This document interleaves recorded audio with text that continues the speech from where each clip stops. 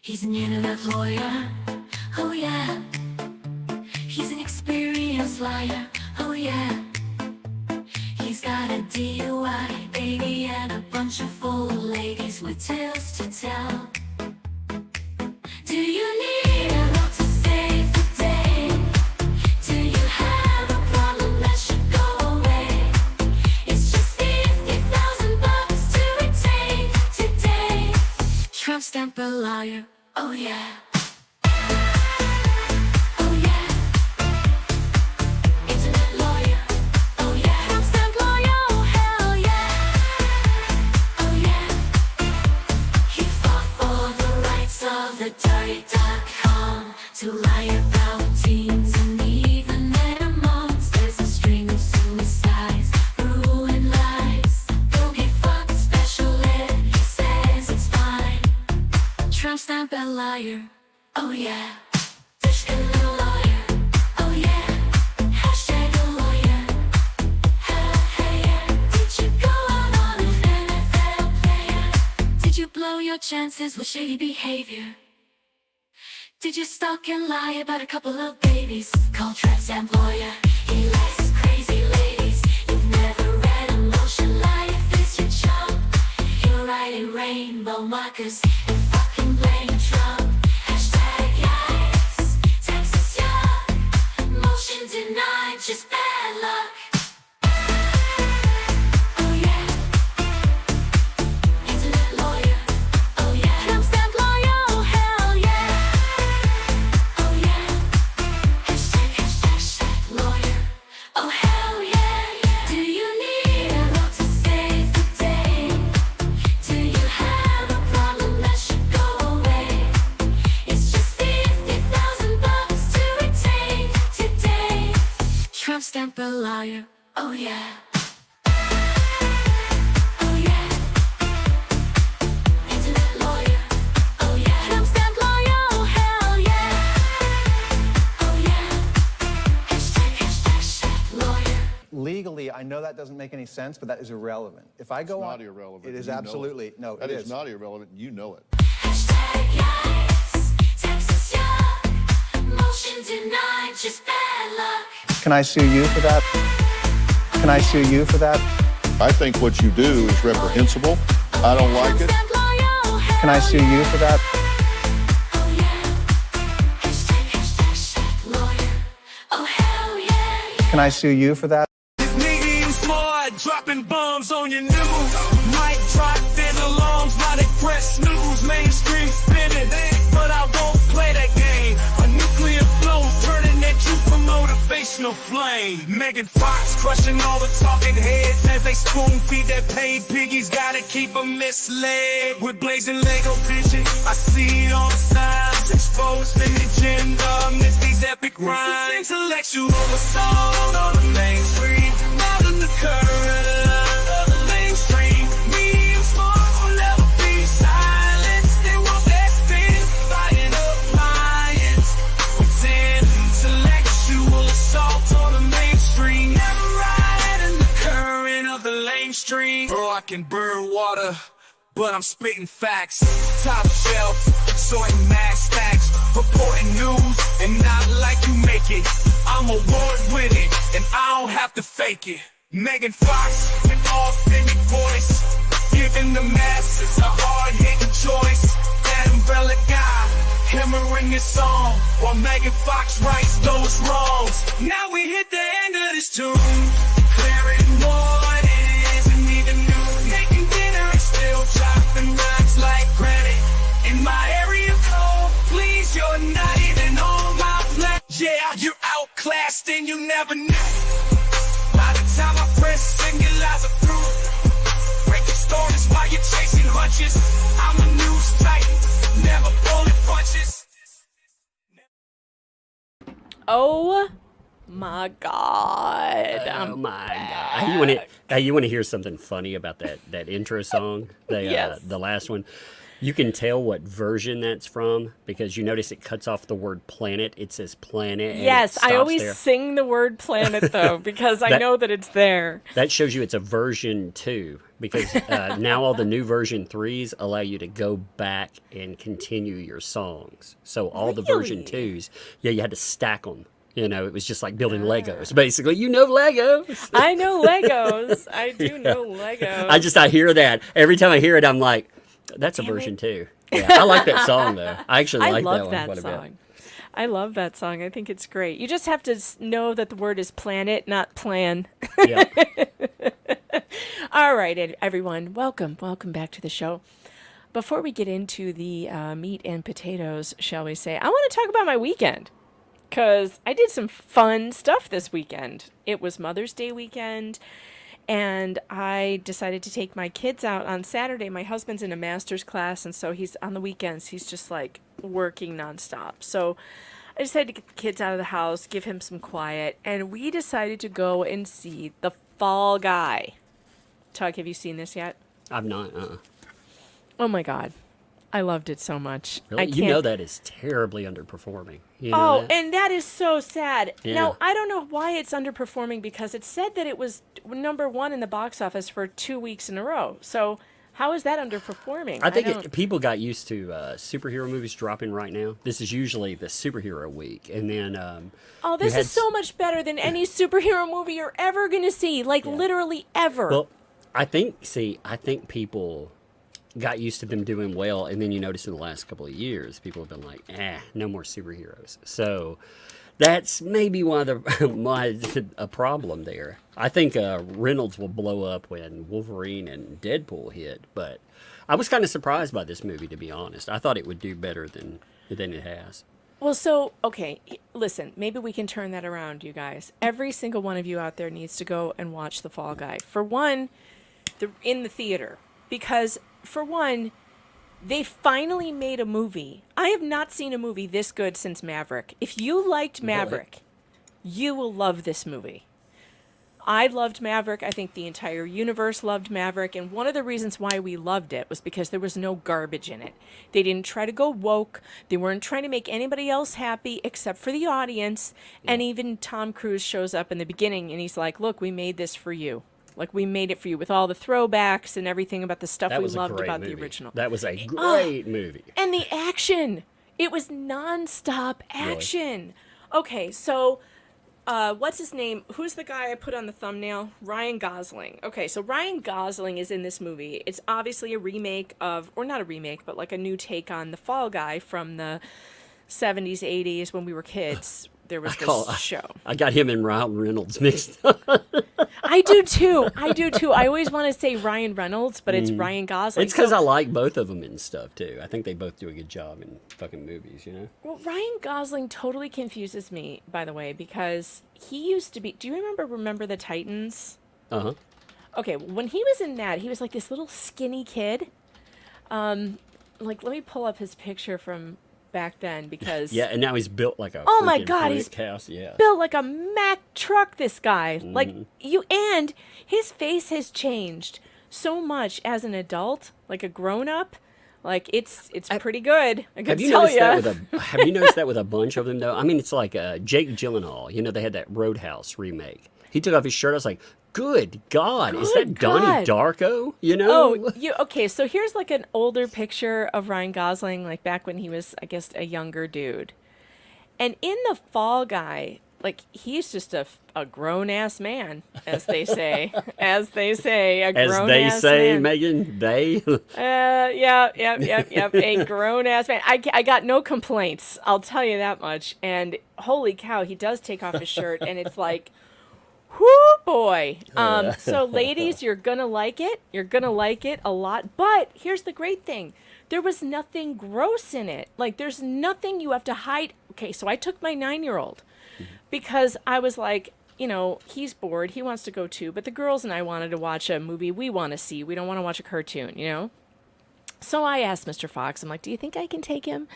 You think it'll be okay? It's rated PG-13. Like, but you never know what's going to be in a PG-13 movie.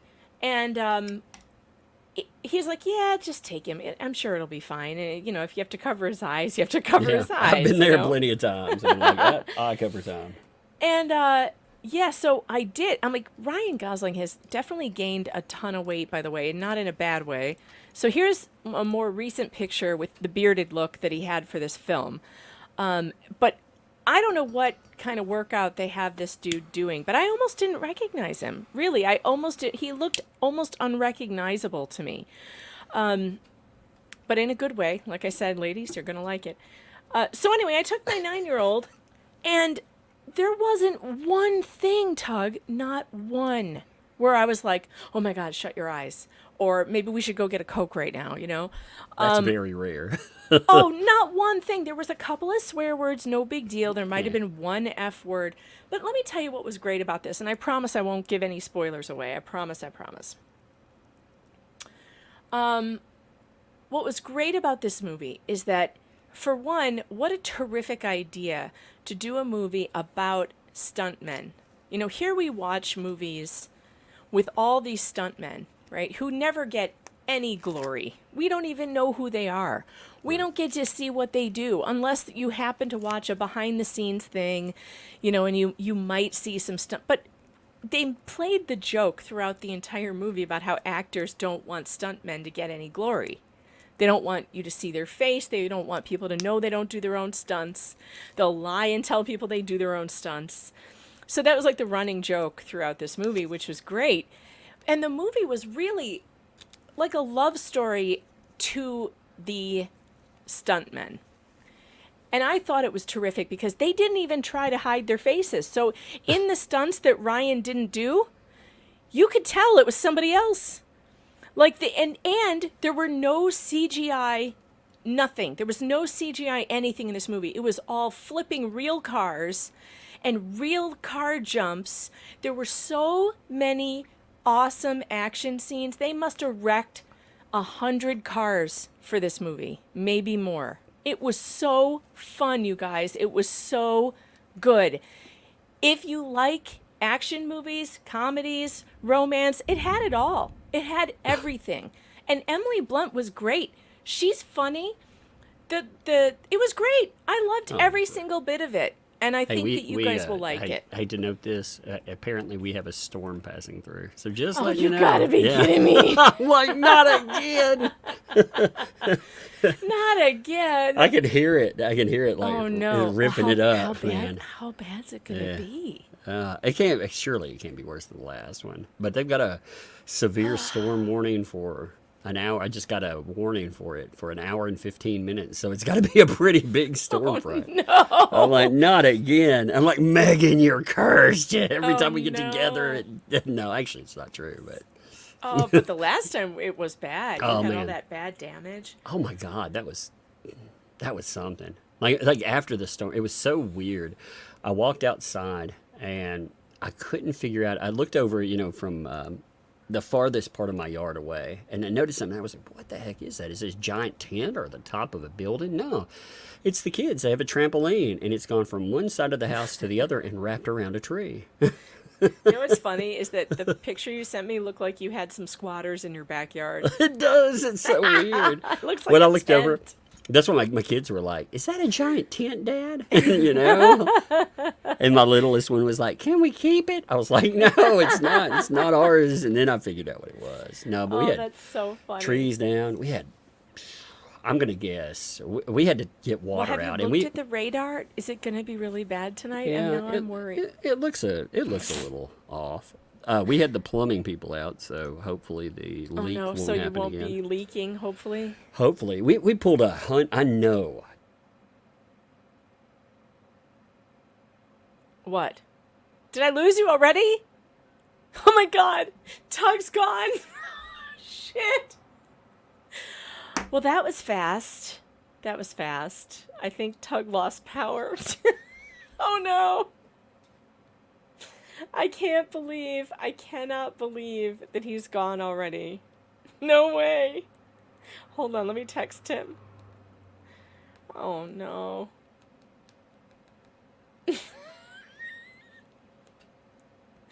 Oh no. False advertising. Oh dear. Oh dear. Well, send breadstick money. I don't think we're going to have. Oh, yep, there he goes. There he goes. He's probably still talking. Yeah, yeah. Shoot, well, I don't want to get into the. Oh, he lost power. He did. Oh, damn. Damn it. Oh, man. Well, if he can come back, I guess he will come back. But that sucks. Okay. What are we going to get into first? How about this? While we are waiting to see if he can get back up. I wanted to bring this up because, my God, this is really annoying. Look at this. Look at this nonsense.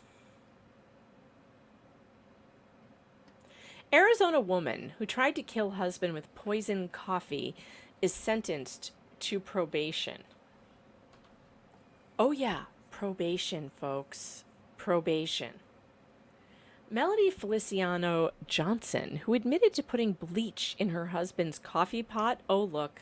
IT Goatee is in the house. Hey, buddy. Your friendly neighborhood replacement tug is here. I can't believe he's down already. That's terrible. It's nuts. Really, prayers for Tug, by the way, because he's been through enough with the storms. Yeah. So, Melody Feliciano Johnson, who admitted to putting bleach in her husband's coffee pot, will serve 3 years of probation. You guys, I just want you to think about this. This woman is getting probation. She's not going to spend a day in jail. And Karen Reed is on trial for murder. Somebody please make it make sense. So This woman's on video doing I can this. sort of make it make sense. Because, one, she didn't actually kill him. It's because attempted murder goes a lot less, or doesn't go as hard as full-on murder. And two, it's probably first offense. So, Oh, still. It's so bad. whereas Karen Reed is Actual actual death. murder and Well, it's not whatnot. murder. I don't think it was murder. I think it was an Supposed accident. murder, but framing and all that other nonsense. I don't know if it was framing or not. I think they all sound incredible on the stand, and everybody's lying, and I don't know why, but I think maybe it was an accident. Nobody wants to fess up to it. An Arizona woman who was charged with attempted murder after she poisoned her husband's coffee has been sentenced to 3 years of probation. Melody Feliciano Johnson, 39, pleaded guilty to 2 counts of adding poison or a harmful substance to food or drink last month, according to reports from CNN. Johnson's attorney previously said that she admitted to putting trace amounts of bleach in her husband Robbie Johnson's coffee pot on 2 occasions in 2023. Per local news outlet KOLD, Pima County Superior Court Judge Javier Chon Lopez sentenced her to 3 years of probation, in addition to mental health treatment, citing a statement from her now estranged husband that he did not want her to go to prison. Oh, what's wrong with him? She had already been in prison for close to a year. Oh, good, she was in prison, thank God. After being unable to pay her $250,000 bond, prosecutors had requested a high bond because they considered her a flight risk, as she recently bought a home in the Philippines. How in the world did she buy a home in the Philippines? Like, I don't know. I don't know. But why would this man not want her in prison? Dude, don't be such a dipshit. Put her in prison. I mean, he probably already divorced her. It's just like, she's out of my life now. You know, she doesn't need to go to prison because she's not going to be poisoning me again. All right, let's watch this. Deadly risk. All right. Thank you. And for the defendant? Your Honor, 3 things need to be said at the outset of this sentencing. The first, and I need to make this very clear, is that we are no longer here on attempted homicide or attempted aggravated assault charges. And I say that because there has been so much attention on this case and it's still being reported inaccurately. Melody Johnson has pled guilty to 2 Class 6 offenses which occurred here in Pima County on July 11th and July 18th of last year. And I believe that that should be the court's focus. For several months, the state perpetuated a narrative claiming Robbie Johnson was given a lethal dose of bleach. And I have that written here in quotes in my notes. This was false based on a number of things that were true both now and when this case was indicted. And that's why I supplied you with the poison control call as well as our chemist's report. I want to thank Mrs. Otto, however, for her work on this case. It should be made clear that Mrs. Otto was later assigned this case and spent many weeks trying to quickly get up to speed, and she really went above and beyond while handling numerous other cases. We are asking the court to consider a time-served sentence. Melody Johnson has been in custody for nearly a year with no meaningful opportunity for release. She's been held on a $250,000 bond. Okay, this lawyer's hair is really bothering me. I'm sorry, but it has to be said. It's really bothering me. The lawyer's hair, not this one's Yeah, hair. so she didn't even It looks like a get broomstick. she didn't get a attempted murder. She didn't get murder. She got 2 counts of poisoning food or drink. So Oh, God. I think So the media is reporting it wrong. Why didn't the state go after her for attempted murder? she pled guilty to the lesser counts. That's probably what it was. Yeah, somebody took a set of shears to the attorney's hair and just chopped it straight across, and it's bizarre. It's a weird look. She needs like an actual, haircut. But, ugh. I can't even afford that. Not that that's a shock to anyone. We also welcome probation, but we do not believe that more time incarcerated is appropriate. Melody Johnson has accepted responsibility for her actions in this matter. She has, as indicated by the pre-sentence report, apologized to the victim, Robbie Johnson. She makes no excuse for her conduct, and that was in her letter to the court. She has also apologized to her friends and her family because they have also been greatly affected by this, given the nature of the attention around this case. Mrs. Johnson has received formal diagnoses for anxiety. Yeah, maybe those are extensions and they just didn't bother to give it a haircut after they put them in. I don't know, but look at that. It looks like somebody took a garden shears Yeah, to the end of her hair. That's pretty awful. It's bad. Is that a wig? Is that a Party City wig? And depression, and it is true what Mrs. Otto has said. She has long struggled with her mental health. She currently... Oh, yeah. It's always mental health. It's always mental health. Sure. That's why I poisoned my husband with bleach. I'm mentally unwell. feels stable and has been taking medications while in custody. She intends to continue treatment upon release. And I mention this because I do believe that Mrs. Johnson is capable of seeking support without assistance, in part evidenced by her low risk assessment in the pre-sentence report conducted by probation. Mrs. Johnson was born and raised in the Philippines. She's the eldest of 8 children.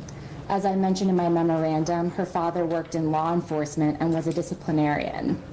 Mrs. Johnson would later come to learn that appropriate disciplinary actions varied culturally. Throughout her interview with probation, she remarked that harsh punishments were normal when she was growing up, and that much of what she experienced likely would So have she should get a crossed the beating line for here in the attempting to kill United her husband? States. I'm all for that. How about a caning in the town square? Can we do the Singapore style caning, maybe? Still, Mrs. Johnson maintains that she suffered no abuse at the hands of her family growing up. She actually remains close with her family and is close with several family So members. why are we talking about childhood Yeah, abuse right. if she didn't have any? What are we Strict doing? disciplinarian who made me sit in the corner for 5 minutes. Like, What? Why are we talking about childhood abuse when she didn't suffer any?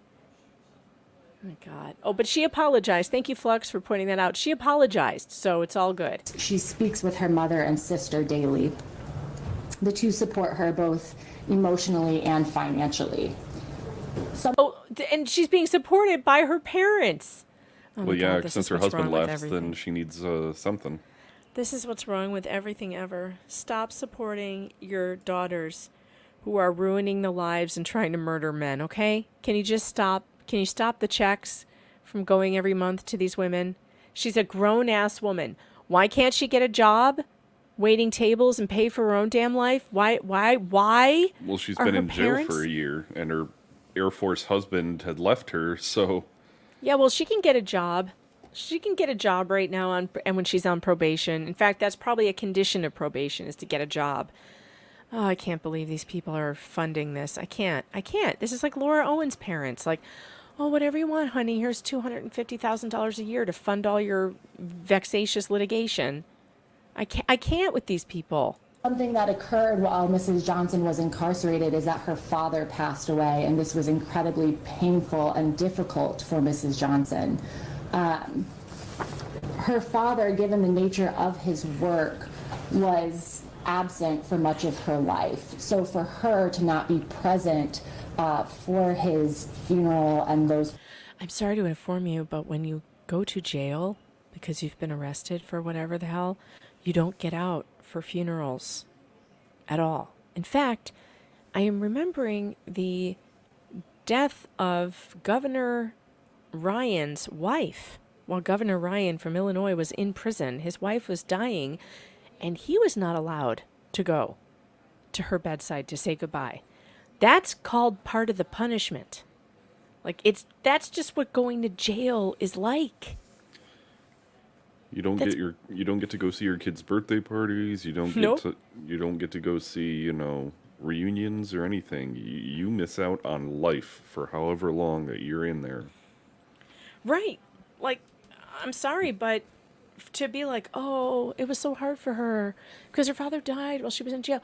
Lady, she should have thought of that before she put bleach in the coffee maker. Guys, Tug is in the middle of a very bad storm again. He lost power, and he says he may come back with his phone in a bit, but he has to round up the kids because the storm is that bad. They're going to the basement again. In fact, we should probably pull up the... Let's see how bad it is. Where's the radar? I had the radar up.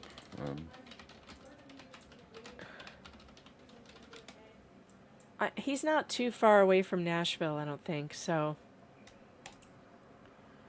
Let's see.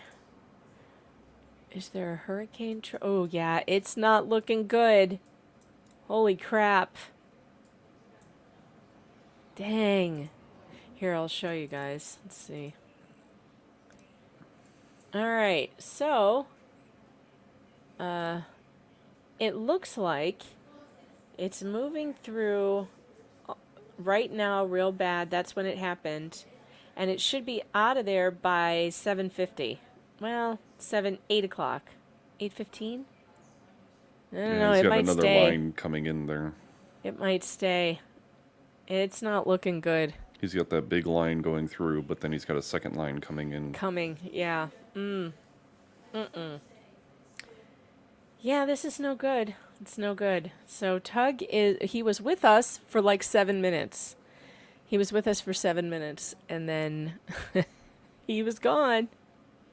And when Tug and I, this is the second stream in a row that has gotten killed by a storm. So... And if I could do a Tennessean accent, then I'd try, but...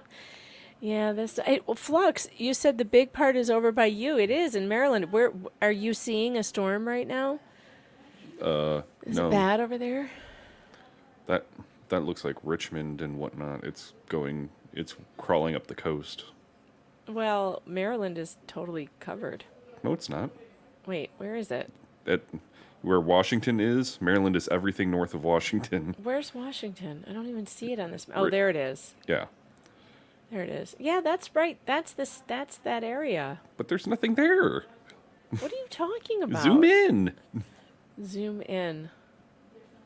Well, yeah, look at it. Baltimore's getting some of it. That's probably just nothing rain. in comparison to what Virginia is getting right now.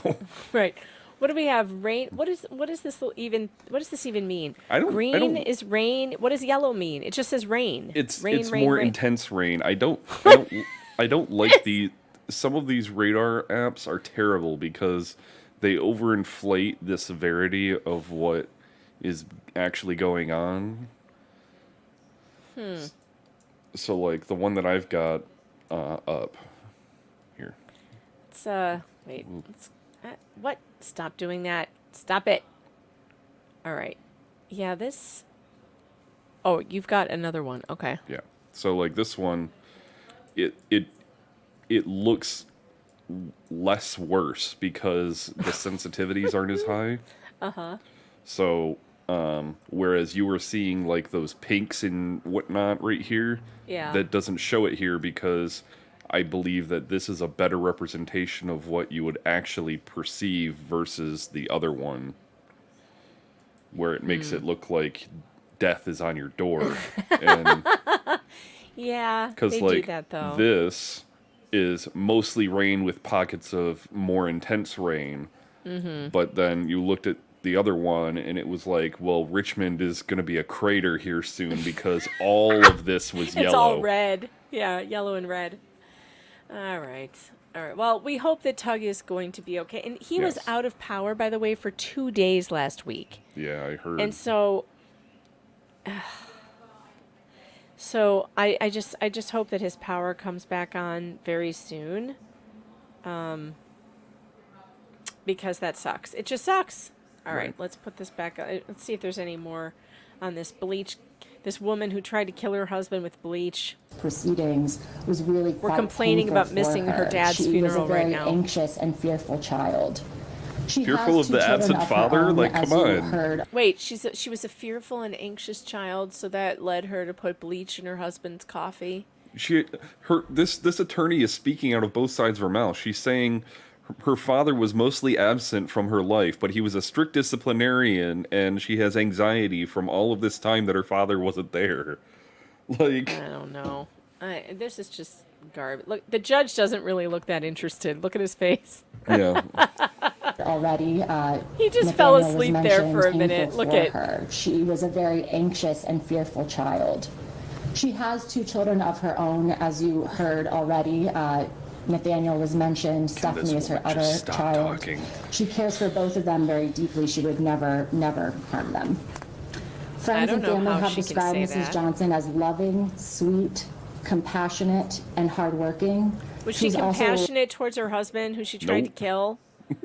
She's also a woman of faith, though, Brad. oh my goodness. She's a woman of faith. woman of faith. She's known to be dependable and family-oriented. The offenses before the court appeared Oh completely yeah, that's a Party City wig if I've ever seen it. Why is this woman wearing a Party City wig in court? Why? Why is she doing this? This is really, really upsetting. This lawyer should have a better budget. Maybe she's a public defender. The public defenders don't really make all that much. She might be a public defender. But my God. Will I get an order of protection filed against me if we put her on a Spirit Halloween thing on Reddit? Oh my God, Tug's back. Tug! Hey, I'm on my phone though. How bad is it? Well, you're How not bad? dead. Yeah, still- it's pretty nasty. The kids are like, "Oh, we're going to take over the basement." I was like, "Okay, you take over the basement. I'm going to go play on my phone for a few minutes." You know. Oh man, I'm so sorry. know. This is happening again. Is the power still out? Oh yeah. I looked on the the area outage indicator, whatever the hell that thing's called, and there's about 2,000 people without power already. So Oh God, I hope it doesn't last another 2 days like last time. yeah, I'm hoping not. My birthday's tomorrow. I was like, this is suck as a birthday present. You better be able to birthday stream. You better I know, be able to man. birthday stream. I know. I was like, man, I was going to birthday shill stream and maybe buy some of the crap back that the storm ruined the last time. No. Oh no. Oh, okay. Nah, Well, but I figure to catch you up, we're talking about this woman who tried to poison her husband, and so far, her lawyer, who's wearing a Party City wig, the Elvira wig, she says, well, she had an anxious childhood because her father was never around, but her father was also a very strict disciplinarian. But she never was abused or anything, and she loves her family very much, and she's very compassionate, and she's a woman of faith, Tug. So she should only get probation. That's where we're at. For putting bleach in her husband's coffee twice. Yeah, I remember when that happened. I remember when the when all the videos came out and everything else. And, we joked around. We were like, she's not going to get any time at all. But it's sad that that actually happened. Yeah, well, we found out though that her husband actually said he didn't want her to serve time. Because you don't get a choice. Here's the issue. He's going through a divorce right now. And you can either look like a dick, a grade A dick, and be like, no, I want her to go to prison forever. Or you can look magnanimous because they're not going to do anything. Because they tell you, the DA pretty much tells you what they're going to do anyway. They already tell you, you're sitting there and they're like, do you agree with this deal? It's not like you really have a choice because they go for the easy win. Their jobs are decided on win ratio, and this is the Oh. easy win. Yeah. Purchase is made simple, says the lawyer has Lee press on hair. Yes, she does. It's so bad. Fat Yoga, thanks for being a member for 4 months, says love Tuesday with Tug. So do I when he has power and Yeah, he can actually be here. Jennifer Oktok says, let's go. All the best. Thanks for the super. Appreciate that. Julie O. Oh, it was only a non-lethal amount of bleach. So cool. Just enough to make it taste funny. Unhung Hero, thanks for the 2. Death, taxes, and Megan talking about hair. You're damn straight. You can always count on me. Marcus King, thanks for the huge 50. Says, thank you, Megan. Sincerely, I saw you. You're the bomb. I appreciate you. You are also the bomb. Connie B, thanks for the 5. Rain 1, green, 2, yellow, 3 orange, 4 red, out my Virginia window. It is a 2 at best. Okay. Thanks. We were trying to read the radar to see how bad it actually is where you're at. It doesn't look good. It's still hidden. I'm listening to it. God. And you guys are lying behind it. Fierial says, did the husband drink any of it? Yes. Yeah. He was drinking it for and it wasn't just 2 times. She had been doing it for an unknown number of times until he started videotaping her. Here's the other question. Was she only putting it in coffee? So there's an assumption there. She was only because she only got caught doing it with that specific thing. And there's where some nastiness comes in because after the probation, after her being, God-fearing and all of that, they're in a divorce process, and she's going to blame him for everything. Of course, you know how this plays, and she's going to still try to have some type of connection with her kids. Now, was she trying to poison him other ways? Could she, the kids could have been endangered by this anyway, but did she poison something else they drink? Maybe there's a communal drink they had a problem with. You don't really know. Yeah. No, and I think it's crazy to put somebody like this back out on the street. She's an admitted poisoner. And by the way, women who kill generally choose poison. Poison is a very big weapon of choice for women who kill. If you ever watch that show Snapped, which I absolutely freaking love, you will see that most women, when they kill, they choose poison. And I know that, look, TechFall says bleach is really not too lethal. You'd have to chug an entire gallon. Well, she didn't know that. She was trying to kill him. Yeah. I don't know why else she would be doing it. And now she's telling the judge, oh, I've got mental problems. Yeah. Well, that's the go-to. It works. We've seen, most courts, like in the U.S., they won't say it out loud, but the U.K. did. The U.K. said that sentencing guidelines should be less restrictive on women than men. So men should have worse sentencing because socioeconomics, education, and mental health. So men don't apparently have all of those issues. Only women do. And, they need lighter sentences. Ridiculous. Absolutely ridiculous. All right. I don't think I can watch any more of this. So... Is that the patriarchy? It's just pissing me off. It's just pissing me off. That's what's happening. It's just pissing me off. So we do have some new emails between Greg Gillespie and David Gingras. Do you know about this? I have not looked them up. Somebody was talking about them. I have not looked at them because I figured that would be a topic, So I was like, I'll just hold off on that. Yeah, I mean, okay, so here's what I'm gonna, let's see. I haven't actually gone through all these yet, so I'm gonna have to like take screenshots and just put them up one at a time so I don't dox Greg's email. But the first one, I don't need to bring that up. This is from Greg Woodnick to Greg Gillespie, basically saying, "Hey Greg, hope you're doing well. Wanted to remind you there's a trial in the Eckerd matter the morning of 6/10 back in front of Judge Mata. You're listed as a witness along with Mike and Matt.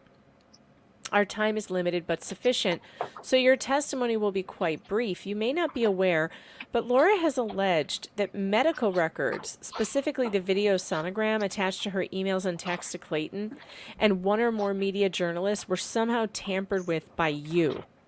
You may be getting a call or email from David Gingras. He is Laura's most recent attorney and replaced Corey Keith. He may want to talk to you about your testimony and history with Laura.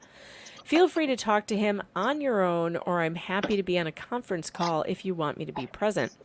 While I was your lawyer, if you decide to talk to Gingras on your own, you need not discuss anything related to our conversations as they were attorney-client privilege and probably not interesting. Gingras should not be asking you about privileged matters, but of course, you could discuss your history with Laura." So then he gives David's contact. And Greg reaches out to him. So let's read that because I'll put that up on the screen because that's going to be pretty interesting, I would say.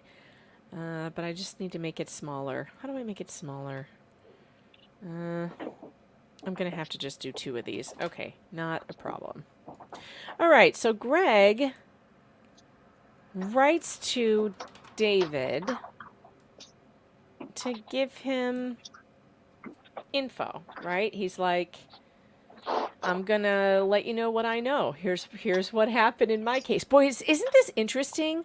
Isn't it interesting that in all of this case that we've been watching for so long, we're finally hearing the stories of these other victims, like, Yeah. and it's because of Gingras himself.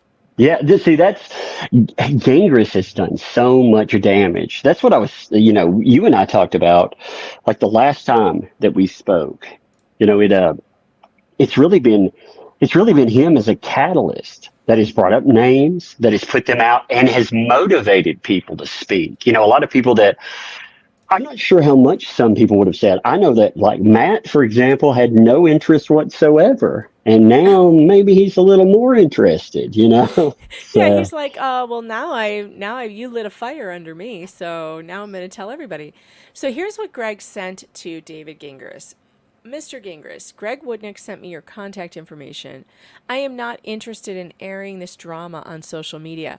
I am also a private person. Unlike Laura and Clayton, I'm a normal guy with a normal job and fixated on being a new dad in my normal life. You can imagine how upset I was when I was told by people following the Eckerd matter that you may have shared legal papers involving my case with Laura and her pregnancy nonsense on your blog.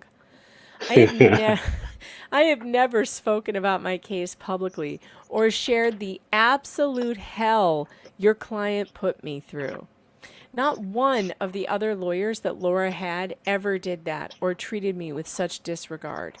You broadcasting my cases with Laura is so similar to her history of contacting my work, emails to my HR, threats to reach out to employees via Uncle Joe's bizarre emails, having OOPs served to my office, and probably more I am not thinking of at the moment. Multiple times to get me to humiliate me or get me fired. This feels like an attempt to intimidate me not to come to court for Clayton." Oh boy.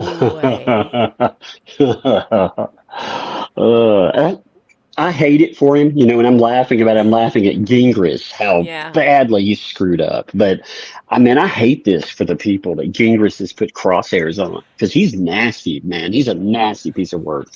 Oh, he's a nasty. He's exactly the type of lawyer that everybody hates.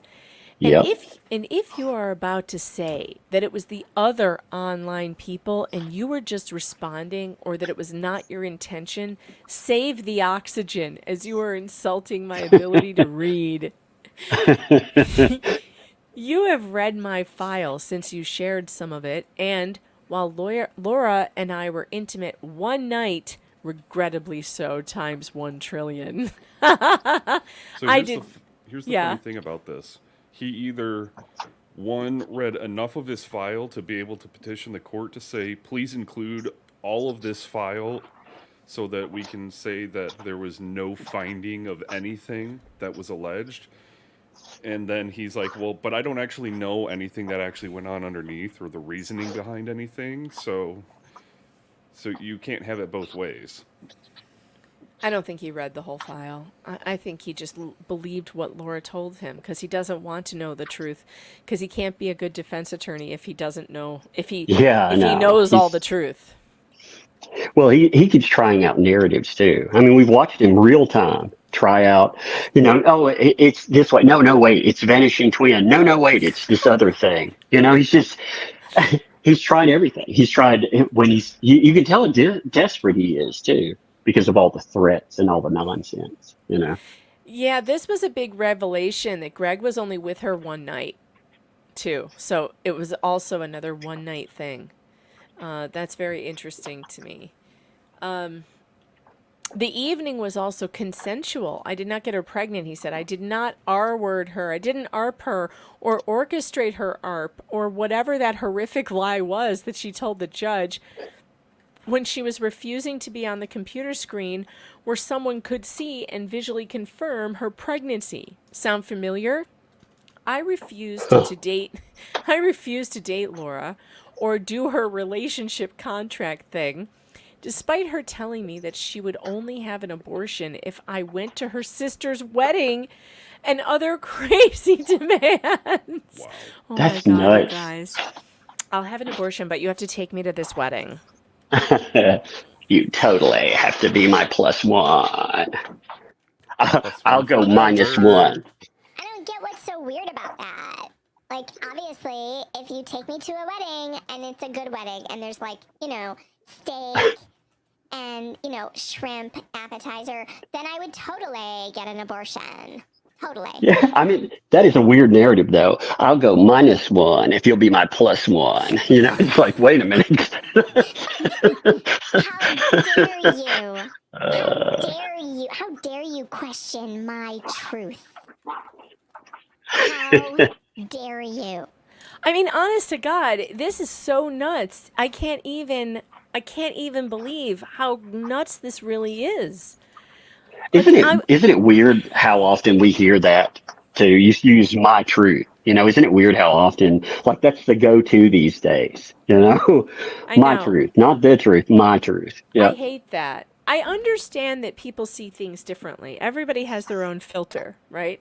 So I yeah. understand how one thing can seem different to you than it does to me. But that doesn't make the truth bendable. There's still a truth there. There's still actual truth. No. Like the sky might look purple to you, but it's blue, Like it's too bad that like you're seeing it. Maybe you're colorblind or whatever. But that doesn't mean that the rest of us can't see it. And just Well, that even makes it a little understandable. For these people though, it's just an excuse to say I'm not actually telling the truth. My truth equals a lie for these people, Right. Right. And then there's all this like cultural acceptance of this my truth nonsense. I have a truth and you have a truth and everybody has a truth, and so the truth gets lost and there is no truth. Let's see. Where was I? Despite telling me, it's not just a coincidence that Mike, Matt, and Clayton all have nearly the same story. You should also see the OOP the court granted me prior to getting counsel. It was granted and signed by the judge. Do you think I can read the future? Or is it a miraculous phenomenon that this document lays the groundwork for a nearly identical timeline Laura has displayed between herself and ABC's The Bachelor? She is a lush. She is a lush for celebrities. Have you not seen it? I'm happy to share it with you as it contains our court seal, time stamped and dated. Let me know if you feel compelled to see it. Laura tried to ruin my motion to compel. Laura tried to ruin my life with her abortion coercion lawsuit for a twin pregnancy that never happened. All right, let me get the other one up now. Yeah, you guys, I can't just share my wild. page from my email because I learned the hard way that if I do that, I will for She's gotta sure shut forget. the stream down and start it back up. It's a Yeah, whole thing. Brad knows. I can't. Hey, how's this mic sound, by the way? I didn't even ask you. It sounds pretty Does it good. sound? It's Yeah. all right. I'm I using. mean, it sounds like you're on a phone. It's not, you know. Yeah, I'm using like Bluetooth headphones. It's the only way I can make it work correctly. It also sounds like you're building. It also sounds like you're building something in the background, but we'll let it go. My problem is if I'm on the phone, I pace. I can't help it. So I'm walking. So I'm live stream walking. I can't help it. I feel like I'm frozen in mud. Where my ADHD is bothering me. I've got to get up and chase a shiny squirrel or something. So It's fine. All right, let's see. That's the same one. Laura what? No, it's not. It's the second part. Laura tried to ruin my life with her abortion coercion lawsuit for a twin pregnancy that never happened. She claimed she was pregnant in days. She doctored, photoshopped an ultrasound image taken from a website online from years before, 2015. Sound familiar? I'm not seeing that. Oh, well, maybe I didn't share it. Hold on, I thought I did.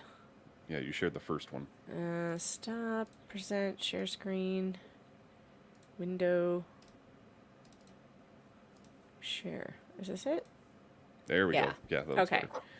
better. She hid from court-ordered meetings off camera because she was hiding not being pregnant and then claimed I somehow was involved in her ARP. She even claimed one fetus died because she only took one of the abortion pills. I can go on about the insanity. She tried to ruin my life. She failed, as I have a real child, and I have been to real OB appointments, unlike Laura. I'm pretty familiar with how a real pregnancy works. yeah. Her story with Clayton is so similar. Just like with Clayton, she contacted my family and made up connections with my life to make herself feel impactful. She contacted what does that even mean? She contacted my family and made up connections with my life.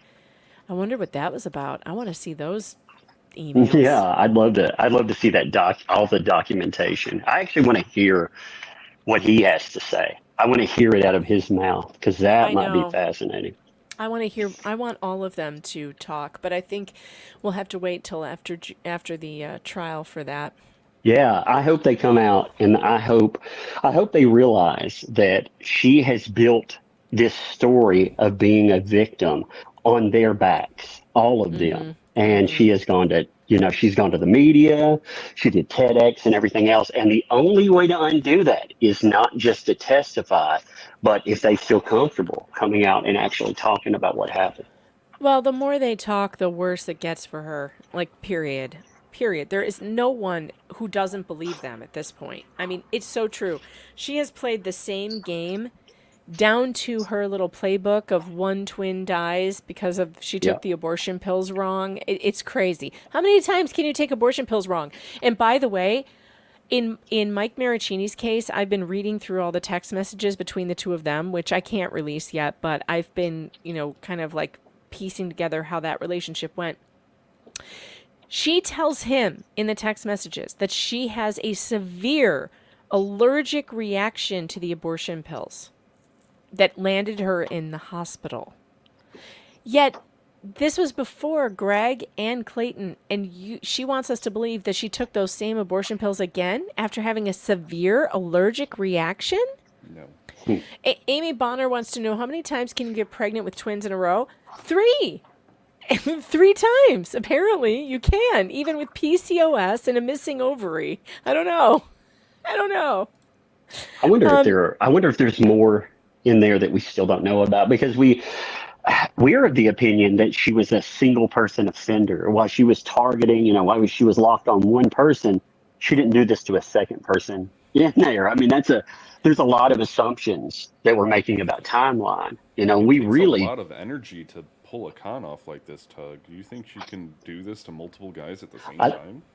I think I think once she's done it one time, gotten away with it, maybe 2 times, who knows? Who knows? Because I mean, you can imagine how brash you would be. I mean, for her to do this over and over again and feel like nothing would happen. And she was right, by the way. If Clayton wouldn't have had money, and people like Dave Neal wouldn't have been out there, and a lot of other people, but people taking to the microphone and really risking a lot.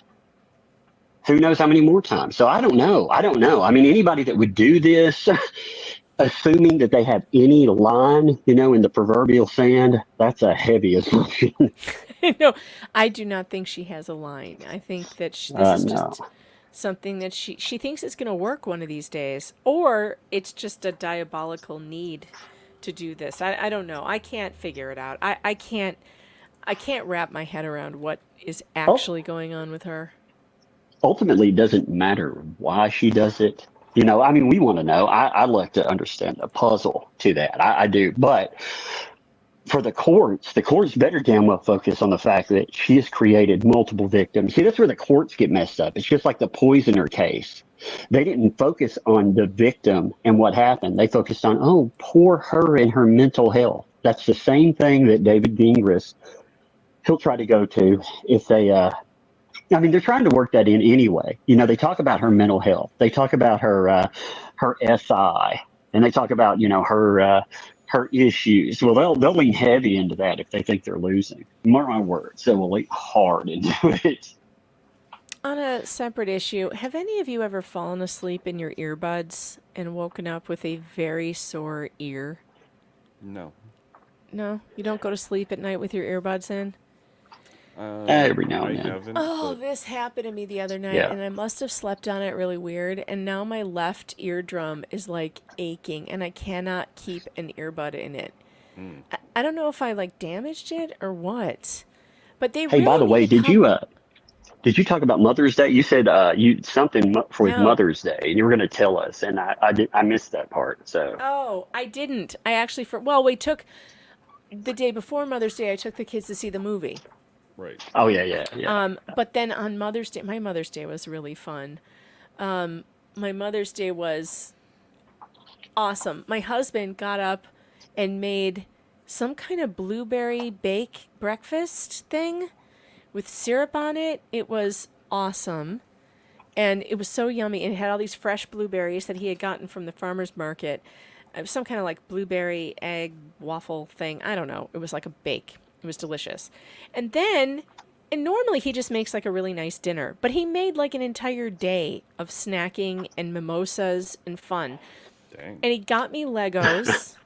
So when he woke up, Legos. I was already at the table, already doing like one of my 3-in-1 projects that I wanted to tear down and redo. So I was already doing that, and then he came over and he was like, well, I bought you a new one, so you want to do this one? And it was the fun little guitar. Here, I'll show you. I saw that one. Let's see. So this was my Mother's Day present. This was a really fun That's one. cool. And this is a 3-in-1 as well. It can be a surfboard and it can be something else too. So I'll probably rebuild that. And then I sat at the table all day rebuilding. This is my Main Street one. It's a huge town and it can do 3 different buildings. And so I built the last one. So this is I've done them all. This will be, I love the traffic light. Look at the traffic light. How cool That looks awesome. Doesn't it look good? And it's it's fun. It has like 3 different little studio rooms. Like one has piano and a guitar. It's like a little music room. There's like a shop down here. This was really fun to do. So anyway, he got me And then we had like olives and cheese and stuff for snacks, and then for dinner he made brisket and lobster. God. It was a Ooh. whole day, and then my kids were building Legos with me. It was a whole day of just hanging around. I loved it because I hate going out. I don't do Mother's Day brunch, you know. I hate it. Right. It's too busy. It's too stressful. I've been a server, you know, for a while, and Mother's Day is always the worst for waiters too because it's just like, ugh, it's just so busy. Why go out when you can have a lovely brunch at home? So, Yeah, just chill. Just well, that's what I want to do with as I get older. People ask me, "Hey, what do you want to do for whatever holiday or birthday or whatever?" I'm like, "Stay at home. Stay at freaking home and do nothing." yeah. Oh, Flux likes my hair. Well, get this. So my daughter got a new hair dryer. It's a Clairol like round brush hair dryer that I used, and I think I really like it. I think it really worked out well. I really like it. I dig it. So, whoops, that wasn't what I meant to do. Nope. What was I doing? Oh, I forgot to hit.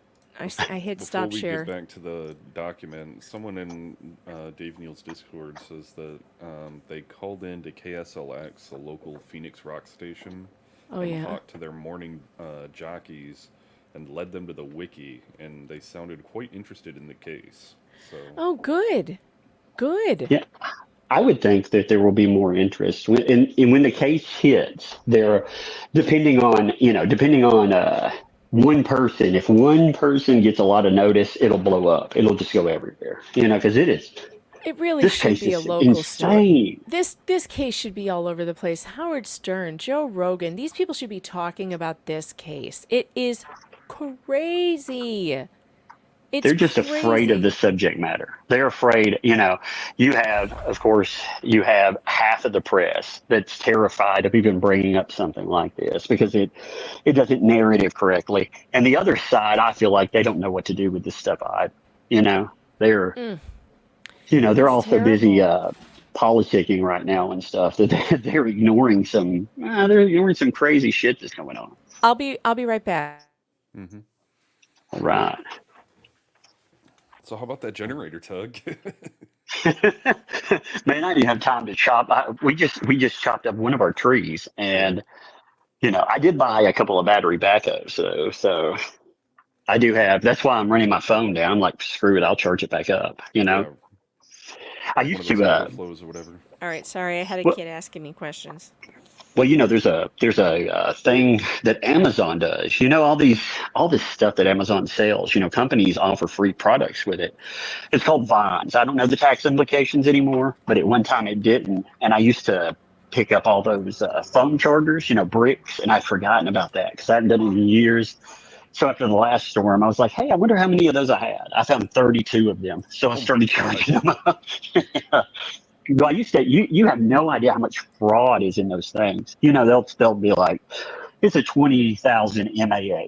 And really all those big chargers you hook to your phone, all they are rechargeable batteries. They're Yeah, stacked. There's like 8 rechargeable batteries in them. So I'd take them, I'd open them up and look at them because usually the places that make them are so lazy, they don't even take the old labels off of oh them. yeah. So I would find quite a few that have like 1500, and they would still say, oh man, we have 20,000 or whatever, hmm so much fraud. Yeah. Yeah. Amazon actually briefly they reinstated it, but they briefly banned me for pointing out the fraud because apparently they don't take very kindly to you reviewing things and saying this company is a fraud, not when they're paying Amazon for that That's service. weird. Right. Yeah. Well, That's they pay a big a large amount of money to get those reviews. So companies go in, and Amazon doesn't want them to get banned. It doesn't matter if they're defrauding people; they don't care. that sucks, but Amazon Yeah. sucks. So what are you gonna Well, you got to do? watch that. If it's coming out of China and it has a lot of positive reviews, even if they say that it's been purchased, that verified purchase that comes up, supposed to tell you, yeah, that for sure. Oh no, that's usually what those places will do is they'll offer somebody either a certificate for purchase, and if they can't do that and it still count, they'll have them go in and then they'll refund their money through PayPal. So They show up just like they bought them. I mean, it's a way to defraud that, because it's a crime not to actually disclose that you're buying things. But if you look on Amazon's website, those all look like legit buys. I mean, it's wild. It reminds me of I those stupid reels that I see that it's like amazing things I found on Amazon, number 254. yeah, exactly. I mean, I used to get those. I mean, you get good stuff too, though. I mean, if anybody, again, look up the tax implications. I don't know, but Oops, the I hit program's the called button. Bonds. Sorry. Oh, I thought you made money. I was like, You and your hey. buttons, Megan. I hit the button on accident. Sorry about that. Well, this subject, no, Interruption. it's your fault anyway. You left, so he just started rambling about something. Heather, thanks for the 2, says we need to start a generator fund for Tug. Well, show up at Tug's stream tomorrow for his birthday. Yeah, I mean, honestly, I don't want to be like chill and give me, but if you want to show up and help out, I definitely appreciate it. He could tomorrow. use it. He could use it. Julio, thanks to the super, says, didn't he suspect something and set up a hidden camera? Yes. And then Chris Hansen crawled out of the television. I don't know about Chris Hansen, but I know that he did set up a camera and he caught her on video. Fletcher Boy, thanks for the 10, says, Tug, Nashville, severe weather on X and YouTube is only Middle Tennessee. Okay. Well, All right. yeah, we're getting hit right now. It's starting to slack up somewhat, Uh-oh. but I mean, we're sitting in the dark, and You I sounded mean, the like winds have a been pretty bad. robot for a second there. Am I still roboting? No, you're good. No. Okay, I had to switch back to Bluetooth. I hit a button on my headphones because I'm walking. The Rammer I touched him 69. I like this name. The Rammer 69. Laura Owens would like you, I think. Says sitting here with kidney stones, loving the stream. Well, I'm glad we've taken your mind off kidney stones because those sound like hell. Louise Chop. Those aren't kidney stones. Those are babies. Those are babies. Remember. Louise says Gingras put out a tweet that Mike Maricini got to travel to Dubai and Iceland, so he couldn't have been harmed too badly. I know. We're going to get to that. That's gross, man. Yeah. That is so Yeah. gross. Like when We're gonna I get saw that, I was like, oh yeah, as long as when you're doing harm, as long as you take somebody on a trip, that makes it good. And Iceland, I mean, maybe Iceland's great if you live there, but that's not on my top list of I'm going to go somewhere. That doesn't buy off what's happened there. You'd have to have a damn fun trip for you to buy off all this crazy. And they went in December too, so it's not even like Iceland and it's nice out. Yeah, it's like, oh, I'm gonna go in the cold season to a place called Iceland. That sounds fun.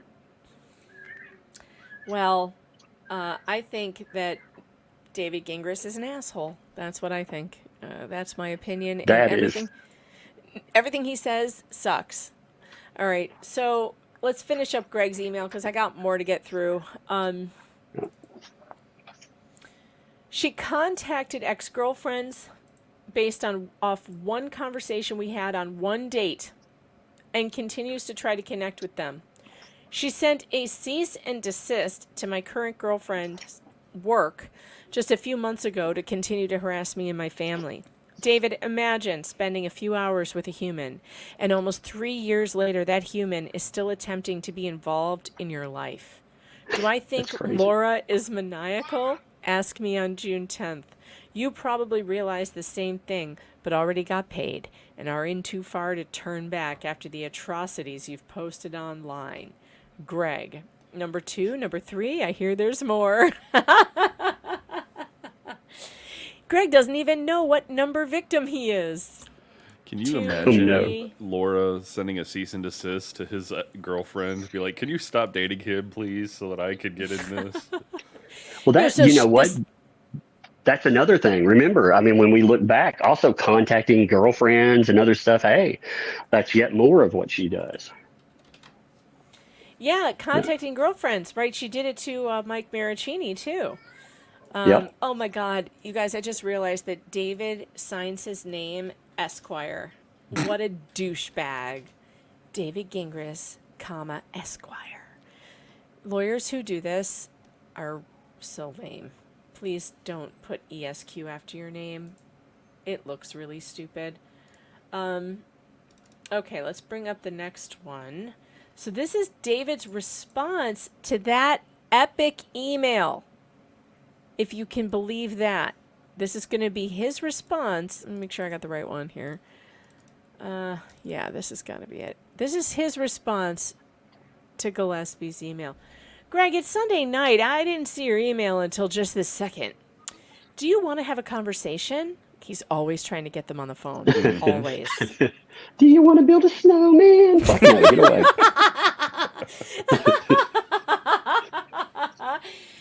Despite whatever Woodnick may have said, oh, this guy. I am a completely normal guy. No, David, you are not.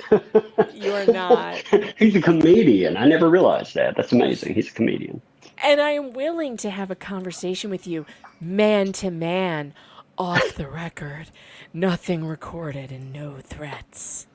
Right. The fuck? The fuck is wrong with this guy? Why does this sound like a come on? Not just that. I mean, off the record, that's kind of bizarre for representation for the person that he just said did all of this horrible shit. It's like, hey, I want to have a conversation with you off the record. You know, when he's saying no recording, you know, he's implying that just as much for him as he is promising. He's probably, you know, he's kind of saying, yeah, I don't really want it recorded because it would be bad for us probably. I'm gonna read this in Biden voice because it's funnier. I'm a completely normal guy, and I'm willing to have a conversation with you, man on man, off the record, nothing recorded, no threats, and I might sniff ya. I think there's something really wrong with this dude. I'm happy to talk. Well, he strikes me as a lawyer you would, you know, find a number for in like a truck stop bathroom or something, you know, for a good time, and a lawyer called David Gingrich. Oh, dang it. You know what I just realized? His freaking phone number is on here. So now I gotta don't call him. It's not funny. Do not call him. I don't think it doesn't do anything positive. They'll just use it as the harassment narrative. Yeah, it won't help anything. So let me just get rid of this. Just so I can say I tried. I think I've seen others posted. Well, that's fine. I just don't want him bitching about me doing it. Okay, save. It's like, oh my God, mega. I mean, I didn't realize that was on there. Sorry, but, you know, it is what it is. Okay, it's not there anymore.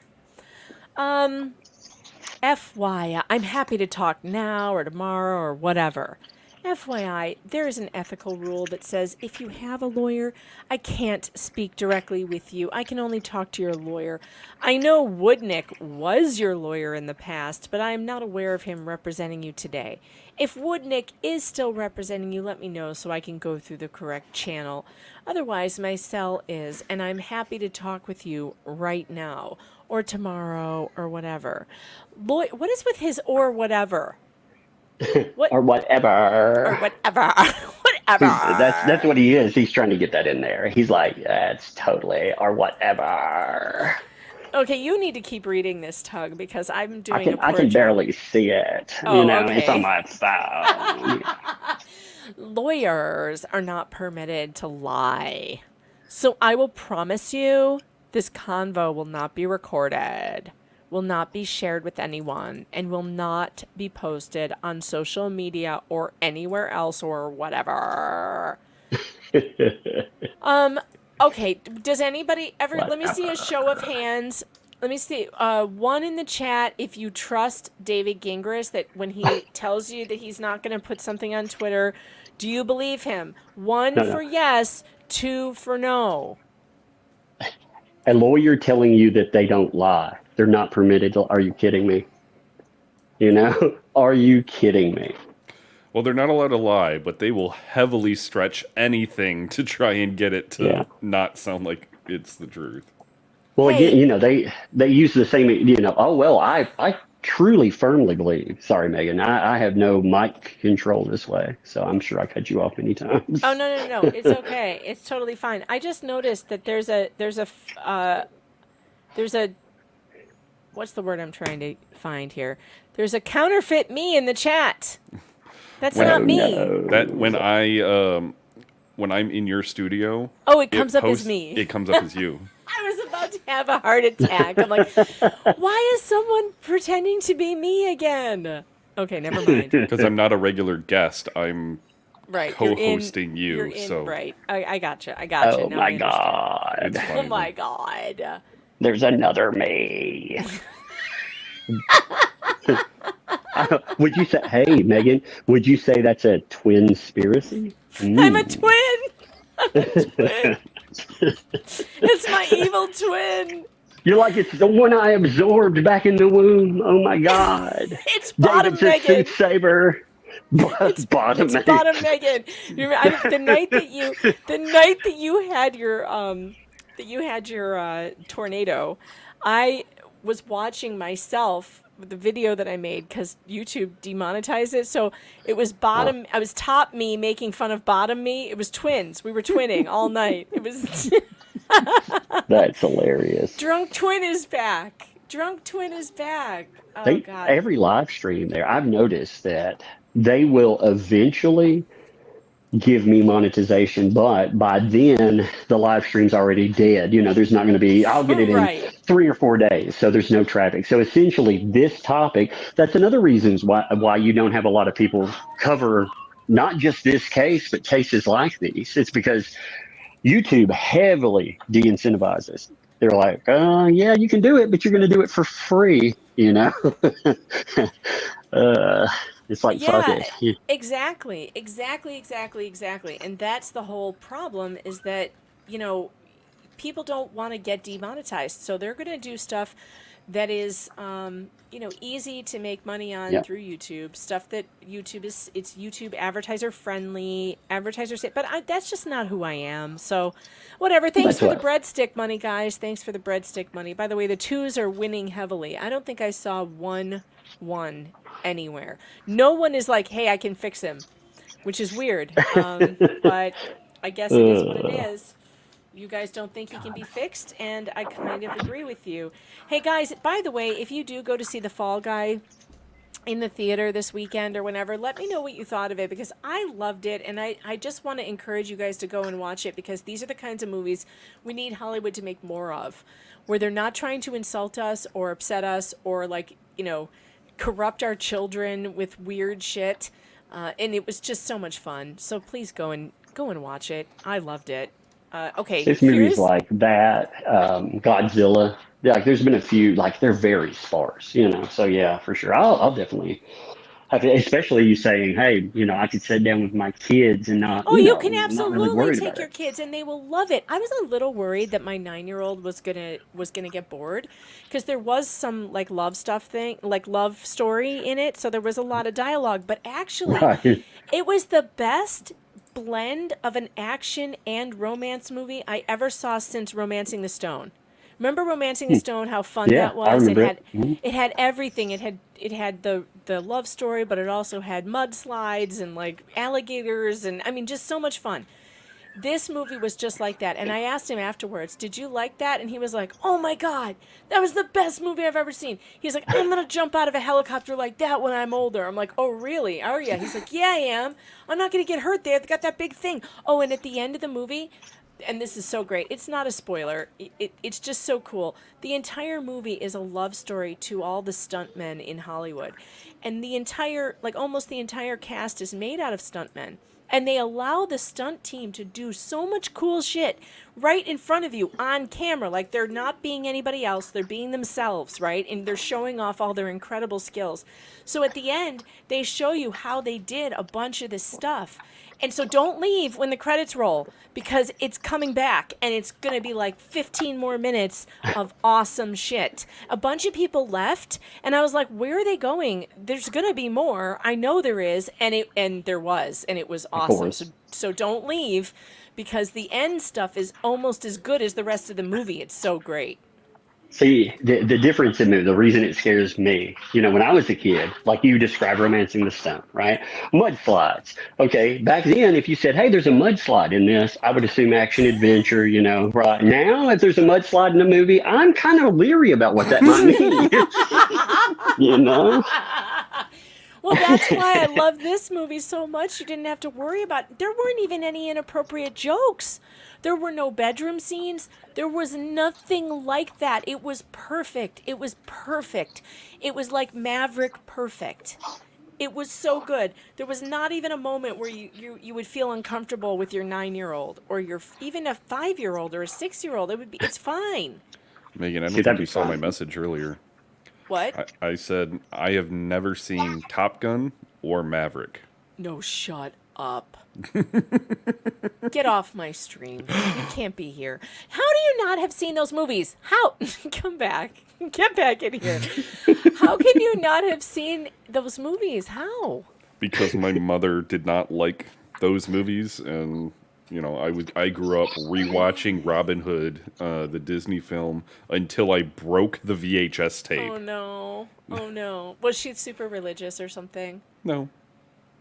No? Just. All right. Well, your assignment for this weekend then is to watch Top Gun and then Maverick.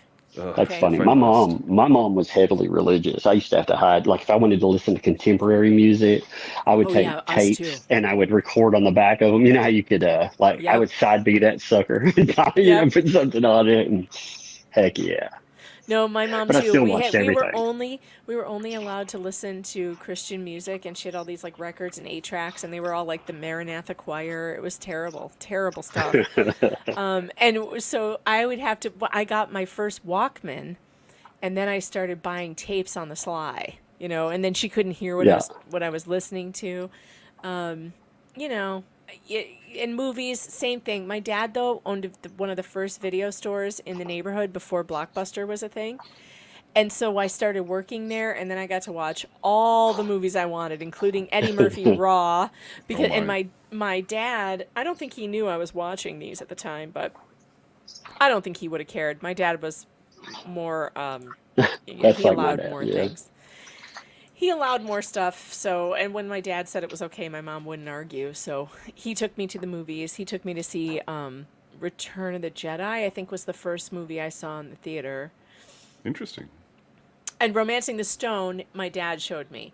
And I will never forget watching that. I will never forget it. It was just one of the best movies. I freaking love that movie. Jewel of the Nile was good too, but Romancing the Stone, it doesn't get better than that. My dad was more like, after he divorced with my mom, I'd go over on the weekends, he'd be like, hey, I'm going on a date. So, I'm going to take you to the movies with me. So I was little, I saw Predator, for example, body skinned upside down. And I'm looking over at my dad, and my dad's like, you just sit over there by yourself. And, I'm like, oh my God, Dad. Oh my God, I'm dying over here. Oh my God, that's terrible. All right, here's Greg's response to Douche Canoe Esquire. Greg, or no, sorry, wait. What? Oh, no, it's from David? It's from David. This is That's so weird. So let me get this straight. David asks Greg Woodnick to have Greg contact him. Then Greg does. And then this is his response. Greg, you reached out to me. I have no interest in messing with you. I had no idea who you were as of 3 weeks ago, and when this is all over, I am happy to move on to other things.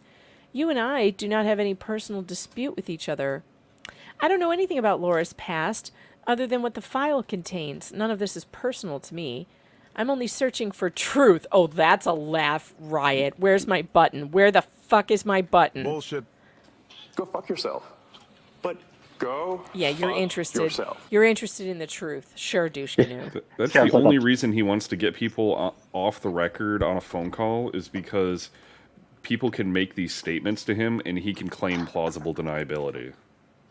God, I hate Yeah, this. and he can also see what people are going to claim. Like if he's going to actually face off against this guy. I mean, he's getting some of it, but he doesn't know exactly how that's going to present. And if he talks to him off the record, just let's assume he doesn't do something like nasty with that. I mean, he's still going to be able to to prep against what's said. So everything that's remembered, and he might find something there that, maybe it's been years, so maybe there's a tiny hole in something.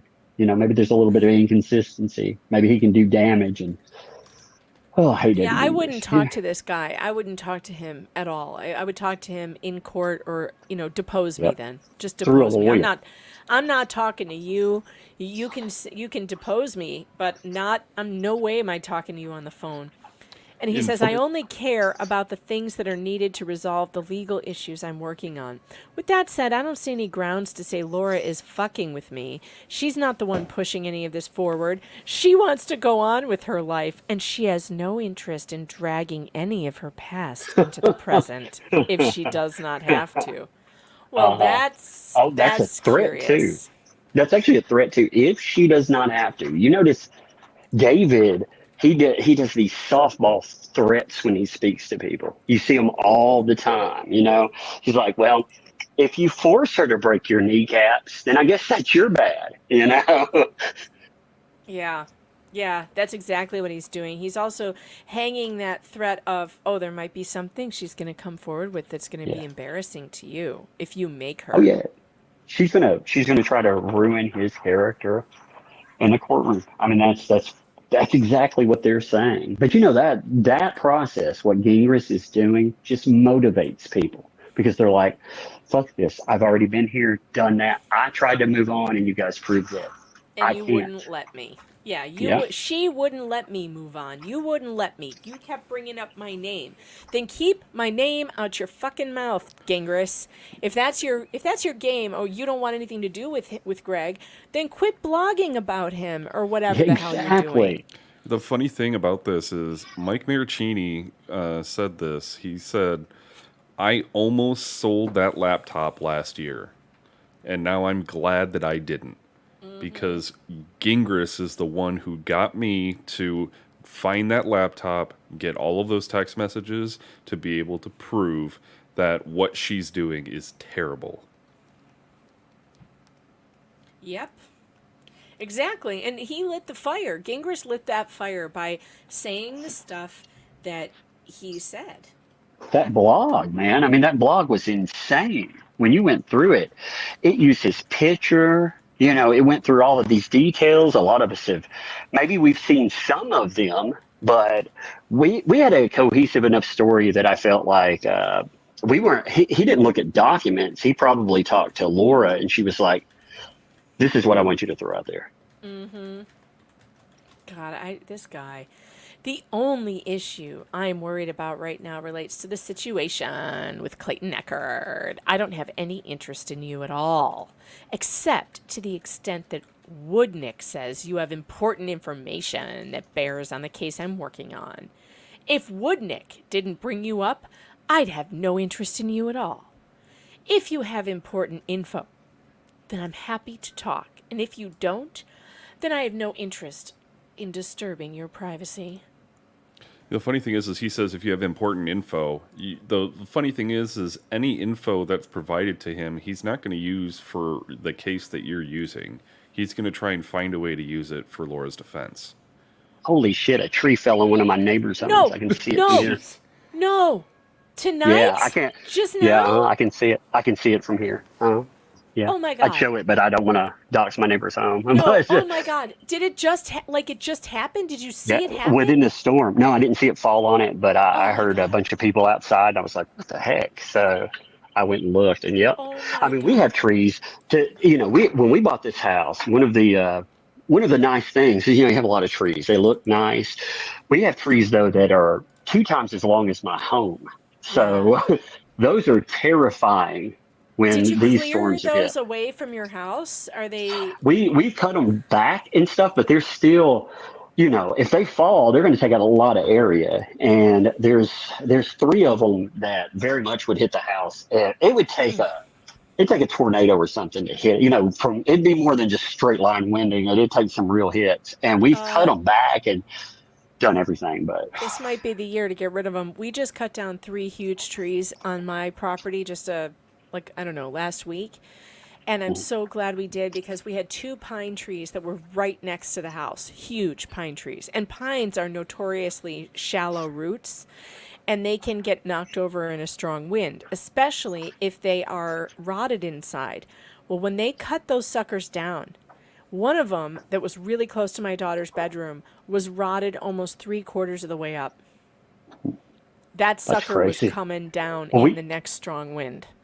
we had 2 So, that we had to remove about a year. I'm glad now because they would have been a problem. And we had 7 trimmed back as far as we could without, taking these trees out. So, I mean, they're alive and vibrant, but so was the one that got ripped out of the ground in the last storm.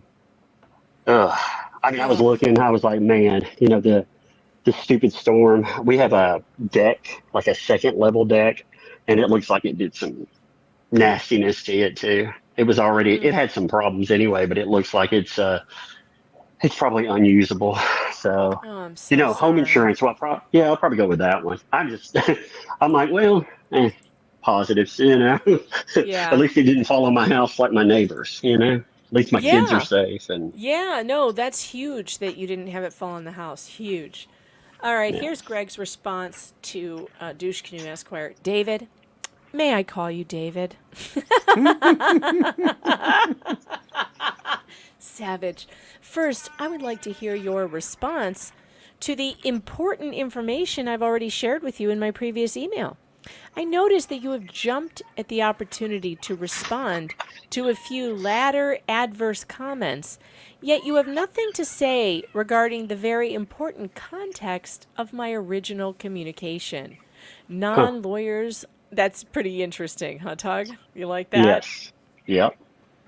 Yeah, he says, "Oh, if you have any important information, why don't you send it?" And he's like, "What about the important information that I just sent you?" Indeed.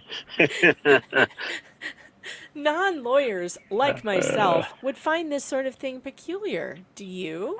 Please share your man-on-man thoughts. Not man on man. No, man to man. Well, Crap. I've changed it a little just to go with Gingris's Damn. intentions. Sorry. Please share your man-to-man thoughts before replying to any of the below. This has nothing to do with anything Greg said. Nothing really. And it is weird that you think my anger is related to anything other than Laura's actions. It is about what happened to me. It is about what happened to Mike. It is about what happened to Matt. It is about what is happening to Clayton. Damn, son. Those are what we call Wow. that's what we call power sentences. Yes. Yes. Okay? That is. Short, to the point, just a few Yep. words, and repeated over and Yep. over He's and over oofing again. him hardcore. It's like, ooh, take that, sucker. This is Yep. the Conor McGregor of email writing. This is what He's this like, is. ooh, dude. He's like, you will take it, baby. You will take it. Take it. Take it. Damn. God damn. That is some really good sentence structure, by the way. That is powerful writing. It is Yeah. about what happened to me. It is about what happened to Mike. It is about what happened to Matt. It is about what is happening to Clayton. Damn. So good. I read you said Check this out. you. Look at this insanity. Oh my God! Hey, Look, check we're this gonna out, get to Megan. see. I'm Oh, outside. hold on. Let me make you No, big. I'm pointing it the wrong way. It's not toward me. You look, it broke our tree at the top. So there's a big one. Look, like this is the house size. Okay, there's a roof Oh of a. boy, Yeah, you those are see, big. like, yeah. So that one, you can see. I don't know how well this shows up, but you can see it's broken there. It ripped apart part of that. It ripped Oh apart my another God. piece, and it looks like it hit a good. So I'm looking at that tree. You notice it's sideways now. It's coming down. Wait, which one That is big sideways? one right here. This one. You see how it's Oh, bleeding? Yeah. oh yeah. It's not straight anymore. And what's crazy is it hit hard enough the other direction and moved the trampoline again.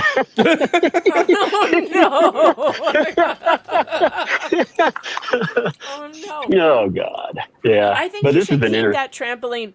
You need to keep it as a tornado bait. Yeah, I'm gonna. Yeah, exactly. Yeah, it's a decoy. It's like my decoy family. Mm. No, I was looking. I was like, damn, look at that. That's crazy. Anyway, I'll turn that back off. But I thought that was interesting. Yeah. No, that's awesome. Yeah, I found in hate storms like StreamYards that. I can use the camera in here because you can pick before your stream. I didn't realize this. You can pick what direction the camera faces, and there's no way to accidentally flip it back over. So if I face it outward, I can stream, which is great because if I want to go somewhere and stream, like say I want to go to the local fair when it comes and laugh at all the hillbilly. I mean, really show you how fun it is out here. Yeah. That's Yeah, I mean, laughing at the yokels is really fun sometimes. Yeah, we call that Walmart gazing. Oh, the best People place. at Okay, Walmart. so I used to live in Dayton, Tennessee. Dayton, Tennessee is where the Scopes monkey trial happened. When they argued evolution in schools. Okay, Yeah. so they have a festival there every year. They have a Scopes festival, and it is so bizarre. I bet it is. Never. So bizarre. Oh my God. So bizarre. It is like you have activists from all sides, and never have I gone to a place. They're known for strawberries, so never have I gone to a place where I'll see pictures of strawberries beside pictures of, do you want to do this to your unborn children? I was like, yeah, that's not a good advertisement. Damn. But no, I used to live out in that place, and I loved live streaming from there. It was like Walmart Black Friday. Those people, sometimes they'll get in fights. Oh, it's so good. All right, the best thing, or the worst thing I ever saw at Walmart was a dude in bicycle shorts bending over to get a thing of Reynolds wrap, and he had a giant hole right in the ball sack of the bicycle shorts, and he was not wearing any. He was not wearing any underwear. I saw a Black Friday one time. These two women were fighting over. They were fighting over like value packs of socks, and this older lady, like great grandma older lady, she lost from this other lady. The other lady laughed at her, and she was like, "What now, bitch?" And that old lady turned around, and that woman had a kid in a carry seat, right? That old lady reached up and kicked that little kid in the face. I was like, damn. No, shut Yeah, up. I was like, only on Black Friday could a grandma drop kick a baby, and nobody even flinched. I mean, it was just like, that's normal. Keep that baby out of my way. That's why I hate COVID, because all this COVID stuff ruined Black Friday, and that was one of my favorite holidays because I love to go out and film it. I'd see people bite each other and fight. I'd at least get 3 or 4 fights. Walmart was like a wrestling match. I loved it. Damn that COVID. My sister's trying to call me. Should I answer the phone? Yes. All right, you're on the air. I'm live. Hello? What do you want? Yes, you're very serious. Hi everyone, I just called to say that I'm exhausted and I need a pep talk. Why? I just finished a 30-page response to a motion for summary judgment that should absolutely not be granted. But I had to spend 30 whole pages, and Lord only knows how many exhibits. I mean, at this point, I'm up to exhibit GG. I started with exhibit A. Oh no. Okay. I'm sorry. And I'm tired. It's 8:43, and I'm just now driving home, and I can't even. You can't even? Yeah, that's why you. I need some encouragement or something. All right. Jeez. Well, she needs to stop off. Rap song about me and Ed. Rap song. Rap song about me and Ed. Okay. I need some key words. Yeah. Colombian powder. He loves to say boom, but I need to know what kind of cases you're working on. So send me an email. Well, we did the dogs on death row. That's true. We could do that. We're representing the chief of police. Right. We've sued our local county countless times. Right. Because we're not afraid of going after the government. I got something for her. Let's see what else. Ask her if she's hungry. Oh, we represent criminals. Alleged. What are you doing? You almost forgot to say alleged. You're like, we represent criminals. charged criminals. All right. Well, listen. The chat says the chat says F the government, and they wanna buy you a pizza. You should. Okay, don't put F the government in the rap. Don't do it. Because if All right. this is going to be about me and Ed, there can't be any profanity. All right. All right. You're no fun. Actually, that's not true. She's a lot of fun. I'm a lot of fun. I know. She sounds like fun. She sounds like she'd be a fun live stream guest. What are you talking about? She is fun, and she should be on the live stream more often. Tug says you sound like a fun live stream guest, and it's true, but she never comes on anymore because she's always writing 30-page motions. Because I'm chained to my desk, Todd. Chained to my desk. Well, that's all right. Your desk can be a guest too. That'll be awesome. Yeah, Tug says bring your desk. The desk can also be a guest, and we will.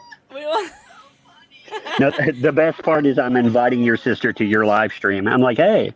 Well, so anyway, that's the story, and I called because you always cheer me up, so I thought that I could get some cheering up from Meg. Well, Maggie. I'm reading an email from David Gingras to Greg Gillespie, which is pretty horrible. You should tune in and hear how this lawyer speaks to people because it's pretty disgusting. Ooh. And you would laugh because we're laughing at him. By the way, he signs his name David Gingras, comma Esquire. What a douchebag! Oh my God. That's what I'm going to start doing. I'm going to start signing mine Tug Esquire. Yes. I mean, legal documents. ESQ. Of course. No. Yes. Yeah, because he's a douchebag. We call him the douche canoe Esquire for that's why we call him that, because he's a total douche. You know how Ed signs his letters? How? He basically, you can sort of make out that there's an E, and then maybe there's a D, and the rest is just like a line. That's what I do. I do. I just make squiggles. That's what Tug does. He makes squiggles. Just squiggles. That's what he Yeah. does. That's all. It's like, boy. You can see the S and the K, but all the stuff in between is a mess. You can't really make it out. Perfect. All right, listen, I got to run. I love you. Love you too. Love you, all you people out there. Take a bath when you get home. You'll feel better. Okay. All right. Bye. Love her. She's so funny. The hardest working lawyer in all of Maryland. That's her. All right. That was my sister Stephanie, everyone, and she used to be on the show a lot more, and now she works way too much, and it sucks because I miss having her on. She'll be really on fun. the weekend of the 10th. Yeah, that's right, because she's coming to Arizona. She's going to be in Oh, she's Arizona. coming there too. Oh, that'd be cool. Yeah. I'm Yeah, gonna have to hijack a bunch of you and I'm gonna have a bunch of you on. You know, on Nightlies. I gotta hell to the yeah. Hill to the yeah, we'll be there. Yeah, we're gonna go and be with my parents and have a little reunion since Phoenix is where my parents are, and so we're gonna. And now it sounds like my cousin Alex and my aunt Kiki that'll be great. might be coming too. And in fact, she just texted me to find out. They love the Phoenician, by the way. They stay at the Phoenician whenever they go there, and it's my aunt's favorite hotel. So they may just come down and hang out, and we're going to have like a serious family reunion. If my aunt, my dad's sister, comes, we are going to be over the moon. We have not all been together with my dad and his sister for years. For years. Pre-COVID, probably. Pre-COVID. It'll be amazing. I'm so excited, and I hope Aunt Kiki and Alex come because I can't wait. It's going to be so good. And all of my cousins are also in Arizona. So we'll have the cousins over. I've got one in Flagstaff and a couple in the Phoenix area. So it's going to be epic. It's going to be epic. All right, let's get back to this. I read that you said you would quit the case if you found out Laura was lying. Integrity would be doing that, as you know she has lied. Instead, you are inciting conflict on the internet, and I think Laura wants you to embarrass me here like she tried with my work, family, and girlfriend. You want a man-to-man talk, so here it is. She has destroyed lives with her lies. Be a man and tell her to finally admit that she has a problem and that she regrets the lies and hell that she has caused because 4 men did not want to date her. Boom. You have no idea how horrific it is to be falsely accused of ARP and more. You already have demonstrated with your posts that you are committed to being Conor McGregor and winning. A win here is her admitting she faked records and used fake pregnancies to manipulate men. Then she should go get help before more people suffer her torture. I got a little one in the room. He wants to say goodnight. You going to bed? Yep. Give me That's what I keep running into little ones running back and forth. Give me kisses. I'm like, it's just pitch black in the house. Why are you running around? All right, here, say goodnight. Good night. For those of you fellow that people. are aware, there are new documents posted the docket today. They are currently being redacted, and we'll share them when we have them. What new That'll be documents are fun. they? What are they? So we have a Gingras notice of non-availability and notice of is errata. he really saying that he can't be there on the 10th?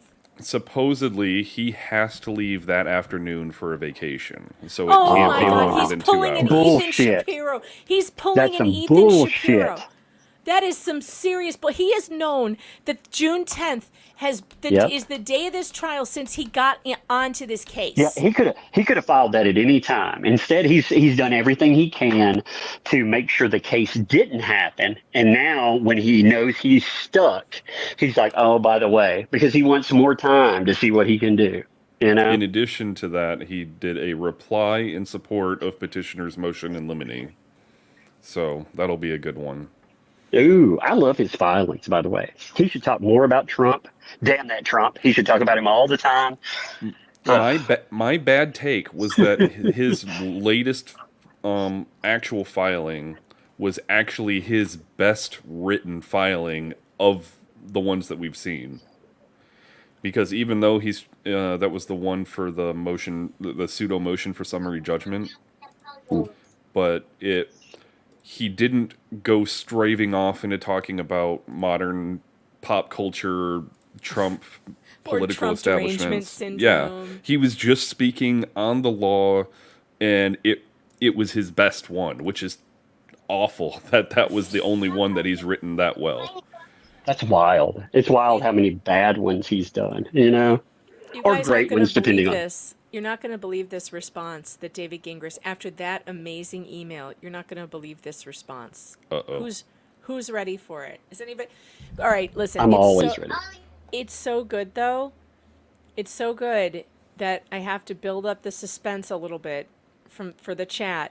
I think now is a very good time for you guys to get your wallets ready because breadstick money should be incoming for how fiery spicy this one is. So while we're waiting, thinking about how spicy this is going to be and believe it's going to be so spicy, we're going to play some breadstick money for you. You ready? Here we go. Yeah. Give me breadstick money, yeah. Yeah. Give me that breadstick money, honey. Breadstick money, yeah. Yeah. The limited supply coming at you on the fly. With that groupie super cash making them cry. We're taking all the honeys to Olive Garden, spreading breadstick money like fire in the oven. Give me that never-ending salad amount of strong ink. Can't get enough since it's raining holy money. $1.99 times 100 fat stacks. Hanging on the mic, spitting mad facts, making jokers mad cause they never got a laugh. Cracking people's sides, making liars take a bath. On the mic daily and nightly, holding it tightly, poking the mighty plane in Antigo teeth. It's always Brad's fault. Can you not? Give me Breadstick money, yeah. Imagine, without David Gingras, we wouldn't have this song. With a pond skunk posse swimming around, diving deep for the truth that's buried underground. Short, skinny jeans, latte in the blender. Swiping through the news, it's so fake, call it pretender. Reddit bros blowing journals out the water. Breaking big news like some Upper East Enders. No rolls, no Benz, no Lambo budget. Two-town does it for the breadstick money, yeah. Give me that groupie cash, honey, yeah. Breadstick money, yeah. Give me that groupie cash, honey, yeah. breadstick money, yeah. Is that a pregnant breadstick? Who did that? Give me breadstick money, yeah. I didn't do it. It was somebody else. Give me breadstick money, yeah. That poopy cash, honey, yeah.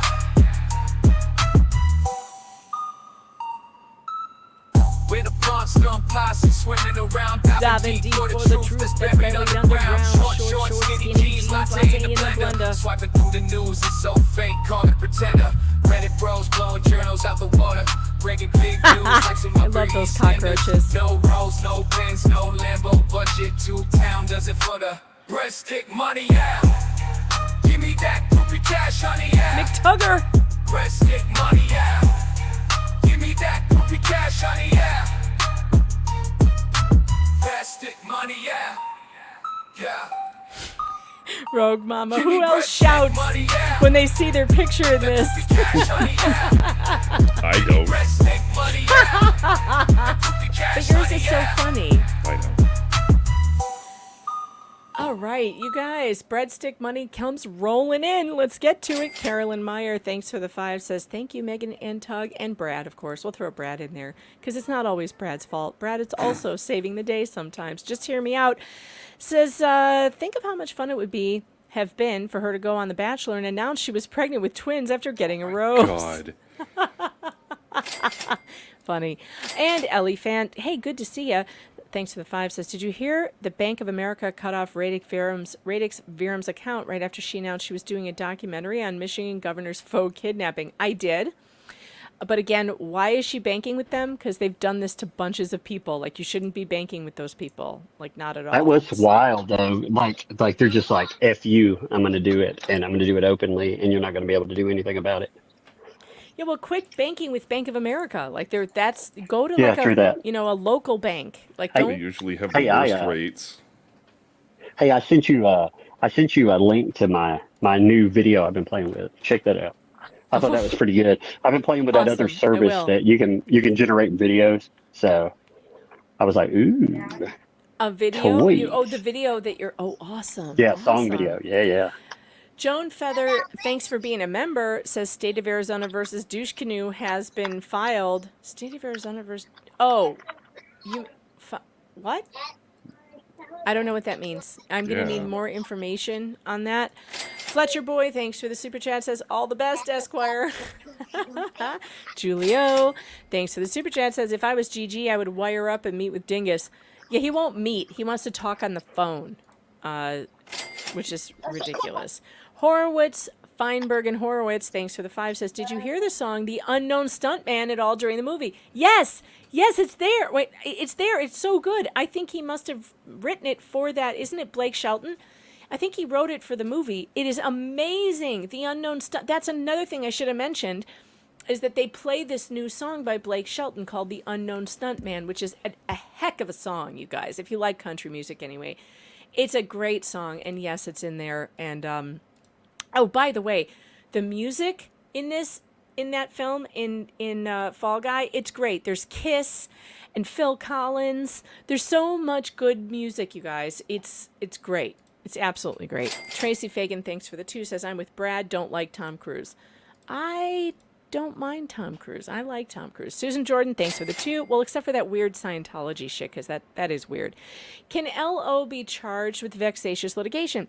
Well, vexatious litigation is not a crime. It is a title that they give to you if you have, annoyed the court too much. So basically, if they give you the title of vexatious litigant, you are unable to file anything else in court without the court's permission. I believe that should happen to her, but the courts do it very rarely. And the reason they do it very rarely is, of course, it is a constitutional right to petition your government for grievances, which is what lawsuits are.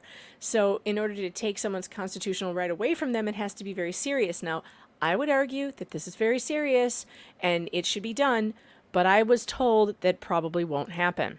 Julie O, thanks for the 20, says, my first movie in the theater, Poltergeist. Mind you, I was born in 1978. It came out in 1982.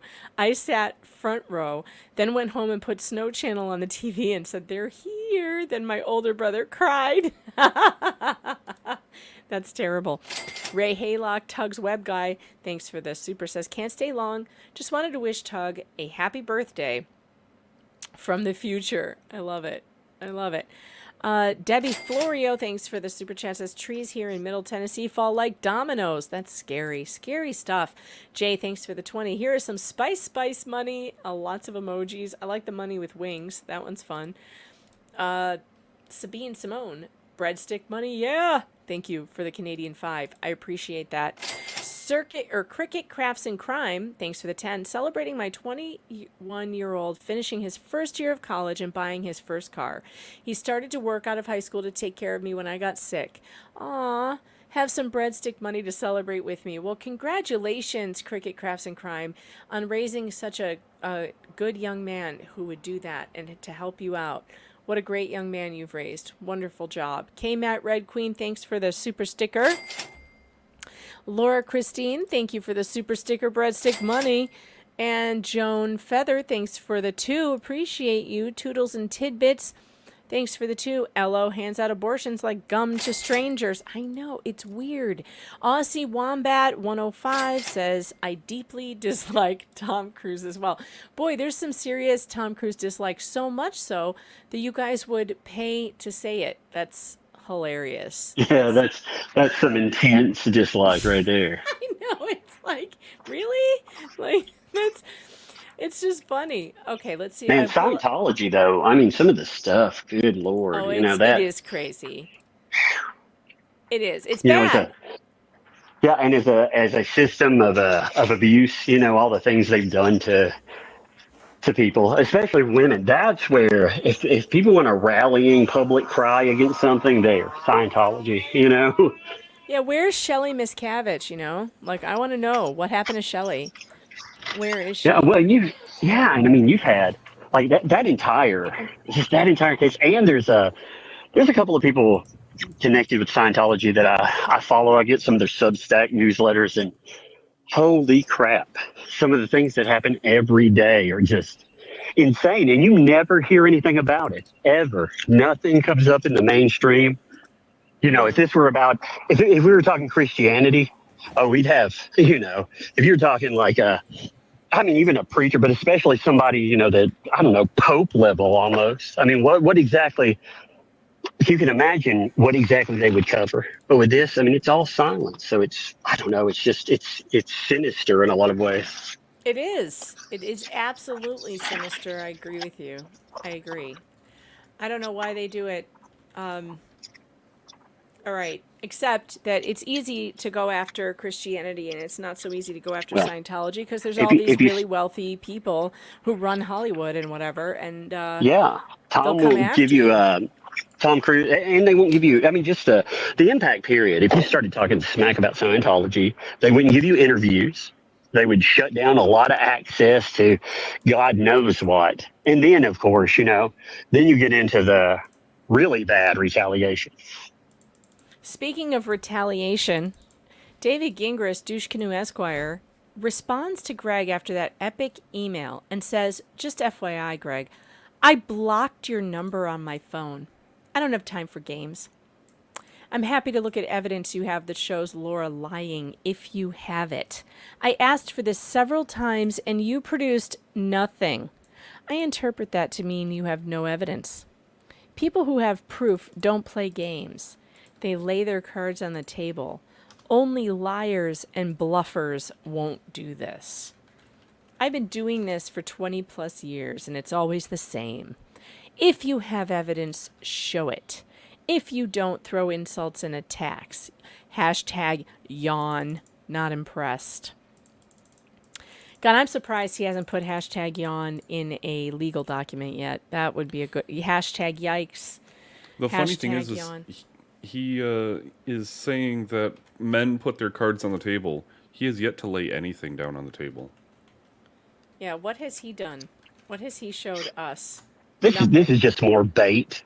It's just more bait. He's hoping that he'll make him mess up, and he'll either say something that can be weaponized. Oh, these nasty things you said to me. You're really sensitive, aren't you? I can imagine what you did in that relationship, stuff like that. Or I mean, he is a thin-skinned piece of shit too. Here's another threat. The legal system doesn't tolerate games like this. If you have something that shows Laura lying, you are welcome to email it to me here. I am always open to seeing evidence that Laura is wrong.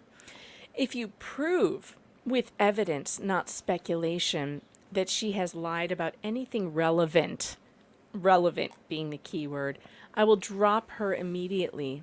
I've said that repeatedly, and the offer stands. To be clear, that does not apply to things she has admitted to being untruthful about, like the top of the Planned Parenthood ultrasound with Clayton, which is of minimal importance in this case. Oh my God! So it's like, oh, prove that she's a liar. Holy shit! Did my power just come back on? Ooh, did it? Yeah, here come the kids. Yeah, but then we got to get then we'll see if part two. Then we'll see if the internet fires back See up. if the It'll internet take a comes minute. back on. I hope so, because I hate streaming like this. And this is not. What's sad is the earbuds though for these new modern phones cost more than a really good microphone.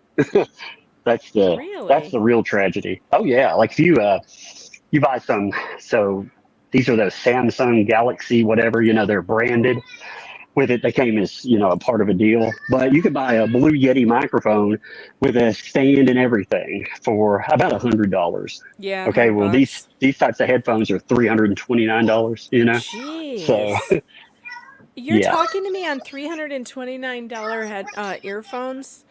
Yeah. And you sound like you're in a tin can. I know it sucks. This is terrible. That's really terrible because they don't do what they say they're going to do, obviously. This guy, though, my God, I can't even with this. To be clear, that does not apply to things she's admitted to lying about, like the top of the PP ultrasound with Clayton, which, by the way, did not come from Planned Parenthood. And how is it of minimal importance to this case? It's the whole case. She fabricated a pregnancy. She fabricated a sonogram. She was never pregnant. That is what Clayton has been saying all along. She was never pregnant. She faked the whole thing. And how is the finding out that she faked that sonogram, which was one of her only pieces of evidence that she was pregnant? How is that not relevant to what we're to this case? He is gaslighting everyone. It's maddening. People are allowed to make mistakes and admit them, he says. That is not a basis to drop them as a client. I need proof that Laura has lied about something that actually matters and that she has not confessed to being untruthful. As I'm sure you know, Clayton has also admitted to lying in this case. Nice guy. More name-calling / insult / random speculation are not worth my time and will receive no response, so I'm not considering any of that, nor will the judge. This guy is out of his absolute gourd. Check your email. Oh, okay. What's on my email? New documents. Okay. Is it the thing about the traveling? There's only one more email from Greg Gillespie in response to David the very next day. Yeah. Afterwards. And it goes, "Hey, Gingras, is everything okay? I was worried when I didn't hear back from you today. Hey, Tug, is your internet back? Let's see how that sounds. Oh, your sound so sexy good. Tug is back. Sexy Tug is back. Hey there. Do you have a Shure microphone? Amazing. Huh? Do you have a Shure? What are you talking about? A Sherp? What's a Sherp? No, Shure.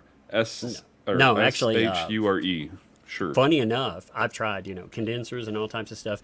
The best sound for me still comes from a Yeti, just a regular freaking blue Yeti. Yeah, it's strange. You would think like a nicer condenser. I did try one, and no, it just this one. For whatever reason, this area that I'm in right here, they work. Now they don't last. During the the Johnny Depp trial, one of my microphones, I streamed so much it actually gave out. It blew out. Oh, jeez. But no, I mean, the Blue Yetis have been good though. If people are looking for one, that's, again, it's a good intro. You can get something better afterwards. But if you're looking, now the only thing on the move, you know, the kids, you'd hear them around a little bit, but I was moving around. They couldn't keep up with me as easy. Now they're going to all find me. So here they come. Here they come. It's all right. I'm looking at the new documents that are in my inbox. What do we have? We have The reply in motion. I can't wait for the notice of non-availability. We're going to read this for sure. The other ones I may read at a different time because we're already, what are we, 2 hours into this? Yeah, I'm not going to make this a 3-hour stream tonight. I don't think. She said hopefully. What is this third one? Certificate of completion. She took an online parenting class? What the hell for? Oh my God, this woman took an online co-parenting class. A co-parenting / divorce class through the Maricopa County Court. Boy, there is no length to which she will not go to continue the grift. So the good thing is I'm reading the motion of non-availability. He's only talking about this week and next week, which is fine. We don't care about that. We don't care. Well, why is he putting that in? Why does anybody care about that? Why does anyone care about that at all? Because he's requested the emergency telephone call, so... What? So the thing that he requested, he can't show up for?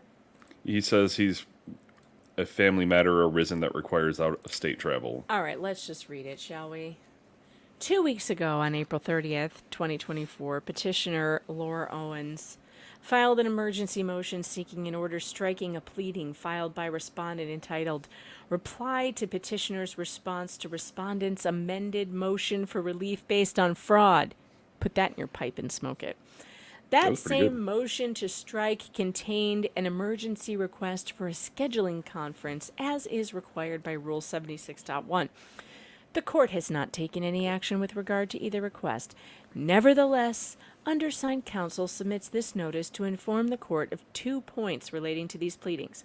First, undersigned counsel will not be available for an in-person hearing on the following dates: May 14th through 18th and May 20th.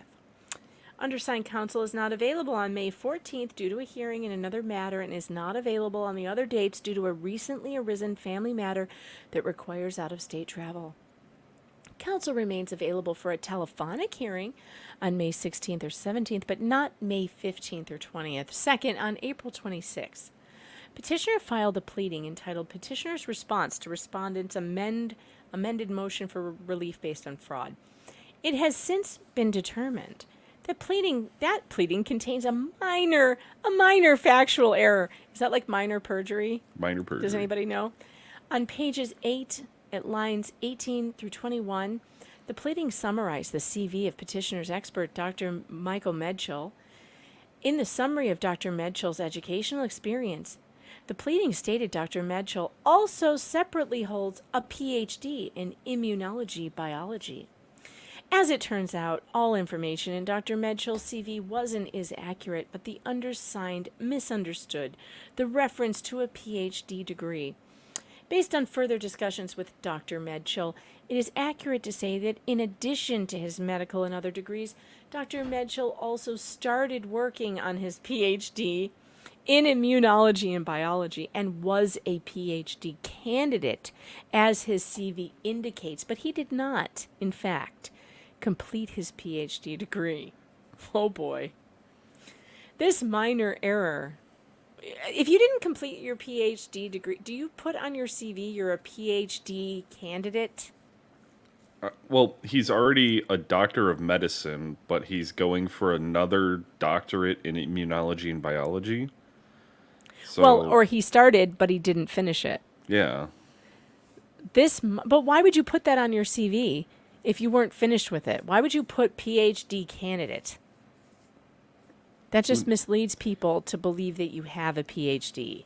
But no, he's still a doctor, and he still has a PhD. I know, but no, he doesn't have the PhD degree. It says he did not complete his PhD. He has an MD. He did not complete his PhD. I thought so he MDs doesn't have a get the PhD. He's an MD, which is different. That's a medical doctor. A PhD is a, what do they call that? What is the, I don't even know what that stands for. What does PhD stand for? Somebody look it up. MD is a doctor of medicine, while a PhD is a doctor of philosophy. Yeah, doctor of philosophy. So it's basically bragging rights, you know. But if you didn't finish your degree, you don't put on your CV PhD candidate. I mean, yeah, you don't put... Cat Lady Ballerina says, no, you don't. I dropped my master's program, missing only a few credits. I have never put master's on my resume or said you were a master's candidate. That would be weird. This minor error, which was solely based on undersigned counsel misinterpreting the information on Dr. Medchell's CV. Because you're a dummy? Is that what happened, David? You're a dummy? So you screwed up again? Has no impact on either his qualifications to serve as an expert or the opinions stated in his report. Oh no, I have the hiccups. I'm going to have to hold my breath. We'll bring up the other document and I'll read it. What do you want? I said you can bring up the motion in limine response. How many pages is it? I don't wanna. I feel like I don't wanna. We've already agreed he's not that smart. It can't be that long. Ugh. All right, hold on. But no, I do want to see this though. This is funny. Look at this. This certifies that Laura Owens has successfully completed an online parenting 4-hour co-parenting / divorce class. Why would you... In August to further the scam. Yeah, that's so dumb. I wonder if she had to pay for that. Let's find out. It's Let's an go and online find thing. out. Let's go find out if it's something you have to pay for. Let's see.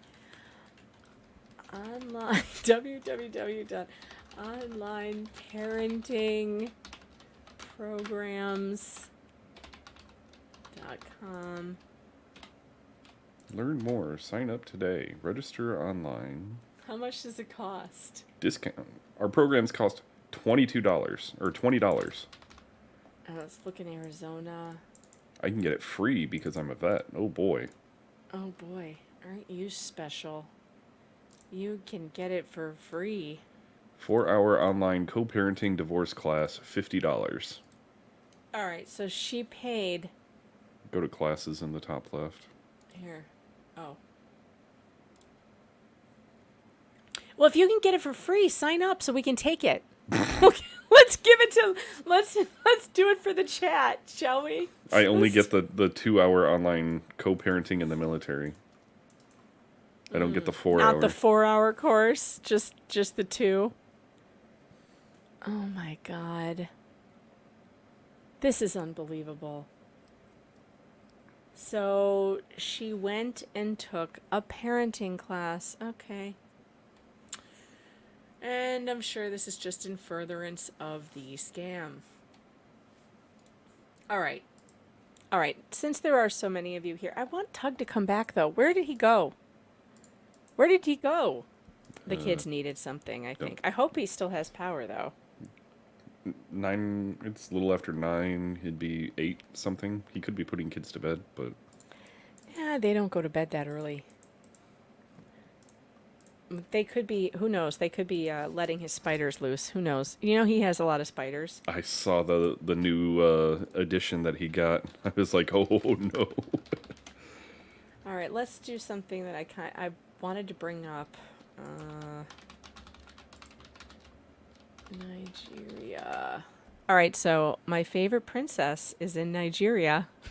I don't know if you know this. Oh no.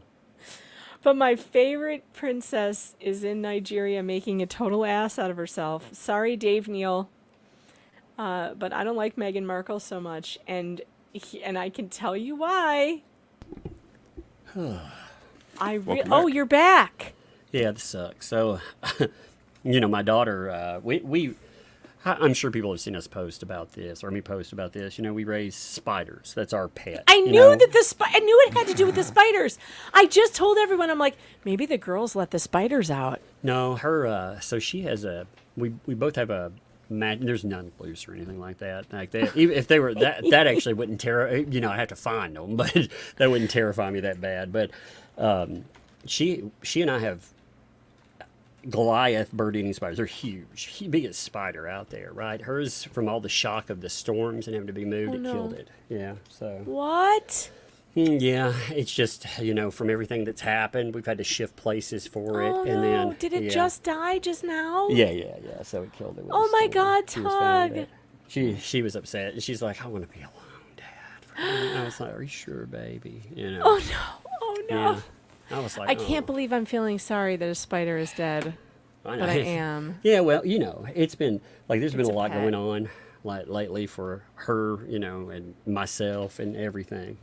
Just it's been that way for about a year. And one of the things that we've done, we raise these. They're easy, but it's something we do together. And yeah, that was her picked out pet. It was huge. They're cool to watch. That thing is voracious. They're beasts. What was his name? That one's name was Pancake. She named her Pancake. Yeah. She's always named stuff of like food products. It's kind of funny, Like she's cats. She's had cats named after the movie The Thing. She had McCready, the main guy, McCready. She had McCready Biscuit and another cat named Giles Muffin. I was like, why do they have The Thing beginning names and food product end names? That's weird. She was like, well, everything's a food product in nature, Dad. I'm like, oh, I hear true. you, kid. I hear you. But anyway, Aw. so she was upset about that. Yeah. Oh, of course. What Yeah. did they have to be? So the spiders had to be moved? because Yeah, of- we had just certain ones, like where hers was at. There was just so many issues that we've moved them around, and then again, with that, and then temperature fluctuations and all of this other mess, water. Just it's been an absolute nightmare. And we can get one again. I'm like, oh, that's. I didn't want to. She's upstairs, so she didn't hear that. I was like, oh, that's like a expensive thing anyway, and with everything else. So I don't know. We'll figure it out though. I had some new ones delivered. Somebody sent me some for my birthday. I saw that. Yeah, they sent me 3 or 4. So they're pretty. I don't know. Like I said, some people hate them. I realize that. One of the best ways to get over fear, I don't want to be afraid of anything, ever. And the best way to get over fear like that is exposure. It's just a fucking spider. It's not going to hurt you. It stays in its tank. You'll never have to touch it. And it's, I don't know, they're interesting. So anyway, What do you I was feed dealing them? with that. I didn't mean to ramble about that. But Do you feed them like feeder crickets or? Cricket, it depends on the size of them. Everything will eat crickets, but I'll feed them, the doobie roaches. They look more like giant roly-polies. I'm like, no, cockroach cash. I need cockroach cash to buy cockroaches. Cockroach cash. Yeah, that's Inception level. Actual cockroach cash. Yep, that's quite literal cockroach cash. Wow. Yep, we're getting specific. Uh-oh. No. We lose you again? No, he's still there. Oh, I'm no. here. He's still I'm there. here. Okay. Yeah. All right. Well, so I want to show you guys, I think the last thing we're going to do is talk about a little bit about my favorite princess, Meghan Markle. Woohoo! Who went to Nigeria recently, her home state of Nigeria. Did you know that she was 43% Nigerian? Did everyone know that? Spawn, why do you have your speaker on? I am turning it off. Okay, thank That's you. so amazing. Do you know about this? She's 40, I saw people laughing about it. Yes. She's 43% Nigerian, and by the way, I'm going to pull up this video of the Sidley twins. They're hilarious. I don't know if you guys watch the Sidley twins. Sometimes, yeah, they're stuff. Yeah. They can be really funny. Oh, they're so funny. So they're Yeah. twin girls, and they do a lot of royal coverage, and I find it to be funny. And I, of course, my guilty pleasure is watching all of the Meghan Markle stuff. Like, I I've love never it. understood it. I need to have some of these folks come on, and again, being a U.S. citizen, the royalty thing doesn't compute with me. And being a Southerner too, it's like, oh my God, how dare anyone tell me what to do? Fuck royalty. I can't even process that. Except here's the thing, though. That's great for us because Yeah. it's not our thing. But you can't marry into that family and then be like, "Fuck you all." Yeah. Like That's why I need all to of have this. a real stream to have some people come on and be like, this is the issue, man. And bring your proof. Like, show it to me. Because I'll tell you what it is. This woman went in there and immediately started trying to do things her way and complaining and abusing the staff and doing things that you don't do. I think what people don't understand about the royal family, because if you're not paying attention to it, they really are public servants. And everyone's like, oh, they live in palaces and they have all these, they're living off taxpayers or whatever. But they work all the time. And it's hard work because what they're doing is it's time consuming and exhausting. How many ribbon cuttings do you want to go to, Tug? It depends. How much money do I get with it? They don't get paid for it. They get paid lifestyle. in their like lifestyle. I said, I don't understand any of, again, that's why I need somebody to sit down and be like, this is what they have to really do. This is, you know what I mean? They're supposed to go to, I need some whatever. UKers. And they have for instance, Harry and Meghan are supposed to be the Duke and Duchess of Sussex. So they would have obligations in Sussex, right? They would have obligations to show up for certain events there and advocate for the people in Sussex. They're supposed to be, they're unofficial, they're royal, they're supposed to be, I don't know what they do. Who cares what they do? Hey, The Megan, point if I scream or something, no, I probably won't. But are you feeding spiders right no, now? I'm having to transfer 2 tanks, so I'm doing it while we talk. God. All right, that's fine. So if That's I'm like, fine. oh my God, What are you going to drop one? Are there gonna be you never know spiders? I've never had that happen, but you never know. I mean, this would be entertaining at Lego levels. You'd be like, you idiot. Why are you doing this? This is funny. Squid Pro Quo says Megan couldn't point out Sussex on a map. You mean her Megan, not me. Megan with the H. Yes, that's true. Yeah, which Megan? Yeah, although that's probably true about me also.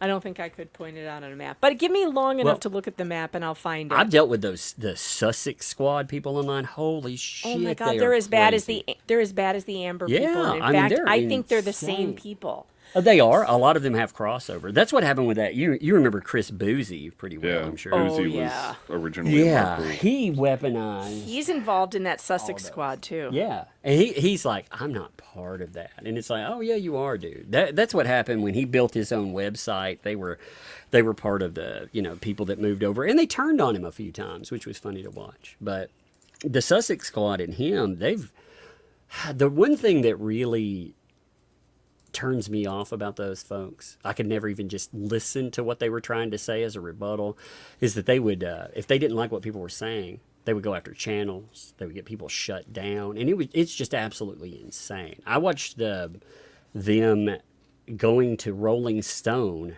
and in the same times they were trying to flag my channel down for Amber Heard coverage, they were also going after people covering Meghan Markle, and they did that with success. And they still do it.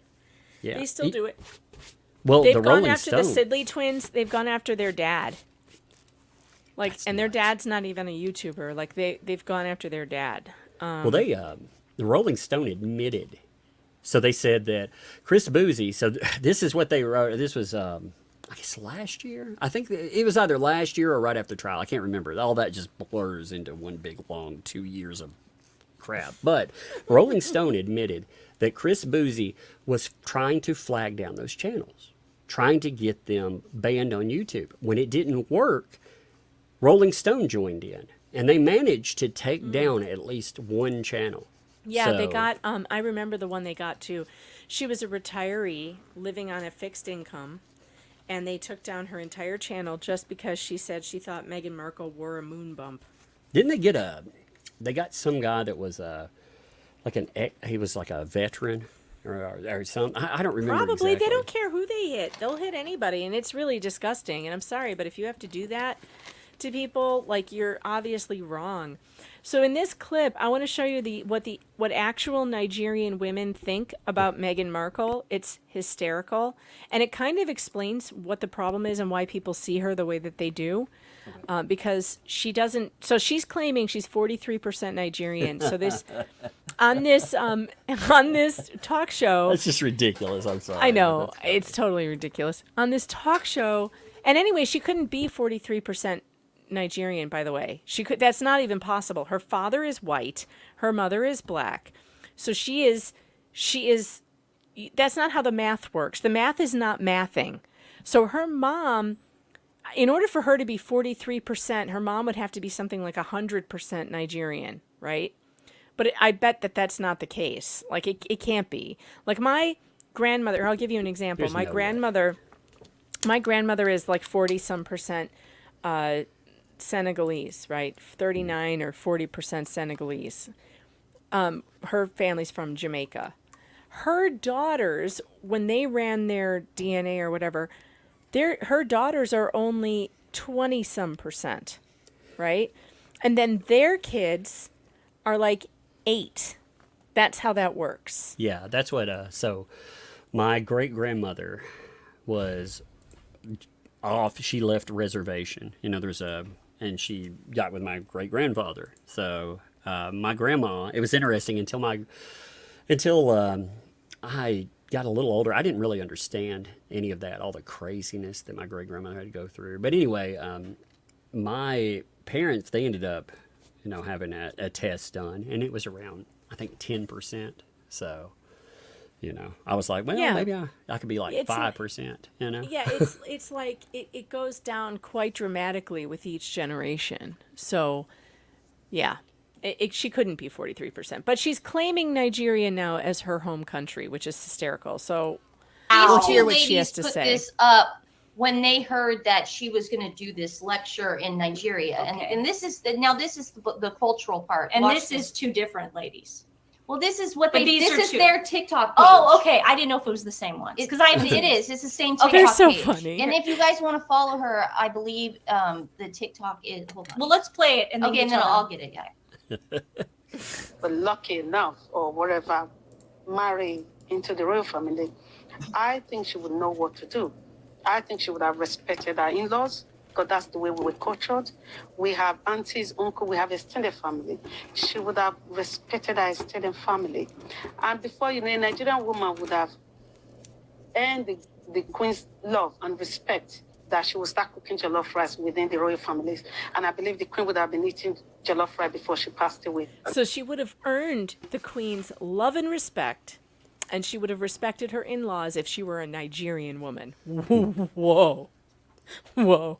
Whoa. And it's so true. Like, it's so true. Like, she doesn't know anything about Nigeria, and she doesn't know anything about their culture, and yet she's trying to, like, wear it as a mantle. And these women are like, not so fast. Because this is not how we behave. We don't behave like this. We wouldn't marry into a royal family and then try to rock the boat. We wouldn't do that. Our women wouldn't do that. And it gets better. And that would have been better. Then I would have known she's a Nigerian woman. In all of the things that she has done, nothing. The only thing that I could say probably linked her to Nigeria is that she looked pretty like Nigerian women. That's all. She looked pretty like a Nigerian woman. And she has a sense of fashion like a Nigerian woman. In terms of mannerism, she's completely zero. Just I want to throw this to you before I go to Rosetta. You don't approve of her actions, even when she's trying to explain that is tough here. You think a Nigerian woman would have handled it differently? Oh, yes. Yes, they will handle it differently. I mean, we're talking about royal family. It's big. You know, it's culture. She needed to actually back down and just kind of like, you know, flow with whatever. Because all those things she put out there, they were all negatives about the royal family. I mean, you coming out there to just damage the royal family like that, and then you think, you know, everything is fine, and then all of a sudden you're saying you're Nigerian. No, you're not Nigerian, because we have wives who are married to princes in Nigeria, and they don't act this way. Like Mr. Duke rightfully said, they respect. We are very cultured, we respect, we are mannered, we respect our husbands and everything. Even if the husband has said, oh, I'm taking you out, I don't want to have royal duties anymore and everything. As a woman, she is meant to be telling Harry to say no. No, because they're all going to think it's me. Please, let's. Oh, I'm so interested in this. I'm so interested. That is in fascinating, to be Isn't honest. it fascinating? They're all in agreement that a Nigerian woman would have told Harry, no, you cannot leave your royal duties. They will all blame me. We must respect your family. We must stay here and go with the flow. I mean, Red pill Nigerians, Jesus. right? Are they amazing or what? I love these women so much. I love them. They're so 100% right. I love when we run into other cultures and the bluntness in some, you know, it's like, this is the reason, straight up, you know, this is what a Nigerian woman would display versus, yeah, look at you, you fraud. I loved what the other one too said about how, oh, no, a Nigerian woman would have backed down. That is not something that American women understand at all. American women do not understand the concept of backing down, of choosing. Yeah, they're talking your about battle. respect. That was the whole idea. That's the underpinning of everything. Respecting for whatever reason. Well, Meghan Markle was determined to go head to head with the royal, with all the things she didn't like about the royal family and the royal duties and everything else. It's like, but honey, that's not your place. You married into that family.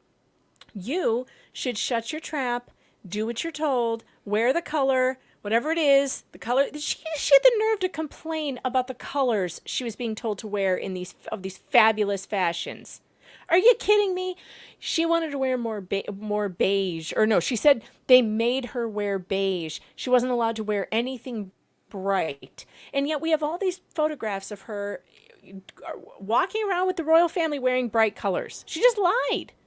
She just lied about this shit. And then complained about things that no one should complain about. It was just maddening to watch it. And then going on Oprah and embarrassing her in-laws. I caught some of the, you know, when South Park brought up everything about Harry and Meghan, that was pretty fucking funny. Oh my But God, you it was fantastic. But you know, they've made an absolute mess. When you're bringing up, again, you know, the royal family and you're bringing up Meghan Markle, you know they've made a mess of things. Oh, they've made a huge mess. How dare you, sir? My Instagram-loving wife has always wanted her privacy. We want privacy. We want privacy. And speaking of... That was a great episode, by the way. Oh, God, it was the best. I've watched it like 4 times. And so the one thing that these ladies did say about her was that she has good fashion sense. They're wrong about that. This was maybe the least offensive outfit she wore on the entire trip. I don't know what Harry's doing here, but he eats paste, so there's no way to tell what's going on with him one way or the other. Oh, my God, that thing he was talking about, the smell reminding him of his mom. Oh, don't even bring it up. That was freaky, man. So this was one of the more appropriate outfits she wore. Now you have to remember that Nigeria is a very. Like how you were like, I'm not even touching that. I'm not touching that. I'm going right past the Todger stuff because it was weird. This was one of the more appropriate things that she wore. Nigeria is a very conservative country. A lot of Muslims there. You cover up there, right? So this one. The guys are wearing all black in one of the hottest countries in Africa. Like. Yeah, but everybody covers up in Nigeria. It's not a place where you walk around with bare shoulders if you're a woman. This dress, also not terrible, not the worst thing. A lot of people hated it. I don't hate this one. It is dragging on the ground though, and I don't understand why she doesn't get a seamstress to hem that for her. I don't get that. But the worst one, wait, where's the school photos? Are they in here? So this is not a Nigeria-friendly dress. This is you get stoned in the street for wearing this kind of dress. And she's wandering around Nigeria wearing this. I mean, and this wasn't even the worst of it. There is footage of her walking in this thing. It is gaping out the side, and I think you can see boob. It's absurd. It's absolutely absurd. So, she's not even wearing boob tape. No boob tape, just full-on side boob, gaping dress in Nigeria. But that's not even the worst. I don't even think they have it in this video. But her in front, let me see if I could just Google it. Meghan Markle school. Markle, Nigeria school. She showed up at this school in this dress. Oh, here we go. Newsweek has an entire video or article about it with pictures. Let's see if I can find the right one. Or they claim to, anyway. No. Oh, wait. Yes. Okay, here we go. We'll share this. Tug's got the lighter out. We're going... Hell yeah, man! I had to walk around. I actually did exercise during a live stream. That's wrong. How dare you? I know. I wasn't smoking. This is my time. This is my one time of the day that I will sit back, be lazier, and smoke a cigar. My one real vice. And the weather had to try to ruin it.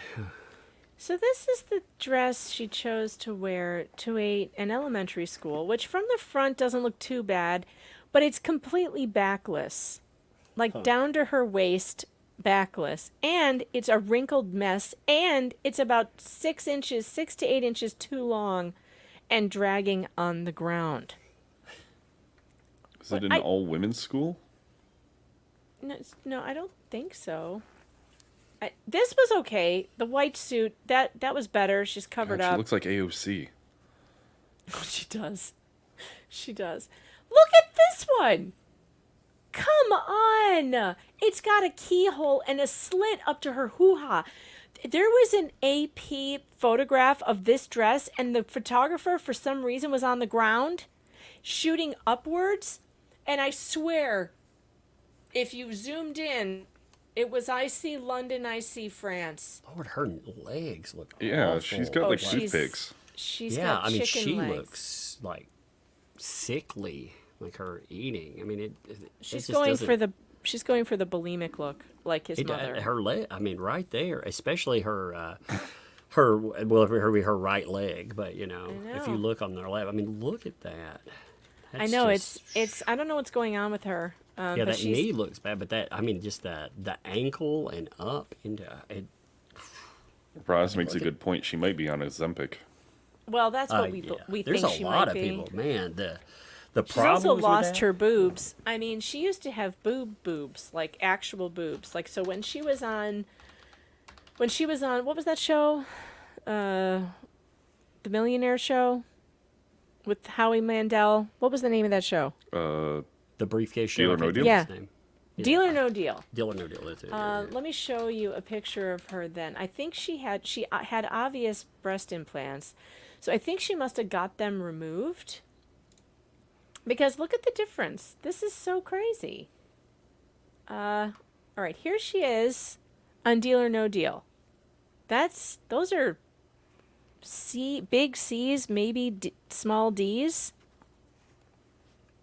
Then we're back in Nigeria here. We've got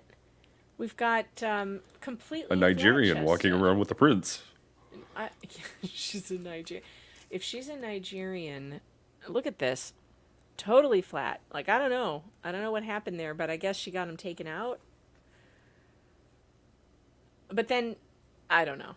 Anyway, so I can't wait to go over this at some point. I am going to do it. It's such a circus, though. You need to, like I said, you should invite some people. I want to do a live stream and, host one. Invite some people that are, of course, yourself, you're knowledgeable here, but I want some UKers to, like set this out for me and explain a bunch of stuff. And just, again, you gotta approach this like toddler level for, again, it's a different culture. Like They totally. can't stand her because she couldn't take it. She couldn't take the heat. And every royal ever has had to go through it. It's like a rite of passage in the UK. When somebody marries into the royal family, it doesn't matter what color you are. They don't care. For one, she was the most popular royal to have married into that family in years. Okay, all of the people of the UK loved her. You saw all those people who showed up for her wedding. But they have to go through, everybody who marries into that family has to go through the trial by fire through the media. And the media is going to do what the media does. And they are going to make your life a living hell until you get through it. And that's why the royal family has a saying, never complain, never explain. And they never comment on the press. Harry can't shut up about it. He can't shut up about how he complains and complains, and then she complains, and then she threatens to harm herself. All of that was just nonsense. So did she threaten? So I didn't catch that part of. She did. She in one of the interviews, she basically told, she got big doe eyes and some alligator tears, and she said that she had thoughts of self-harm. Now, if that is true, she should go get help, and she should, obviously that's terrible. But she told lies like, they wouldn't let me get help. I wasn't allowed to go to a therapist. But that's not true. Like, according to everybody who know, they're like, yes, she's allowed to go to it. No one would stop her from going to a therapist. That's absurd. That's absurd. I mean, we know that Princess Diana saw a therapist.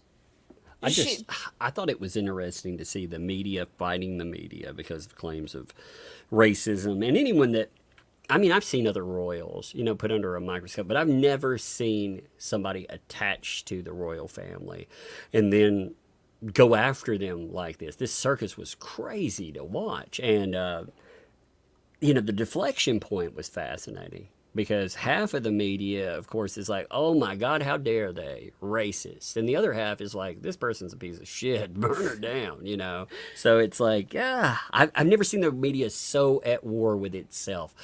And, outside politics, I'll say. In politics, of course. But outside politics, usually social issues. It was. I think the reason why the media got so angry was because this wasn't about race at all. It never was. The people of the UK were very welcoming to her, and then she started complaining. She's very popular.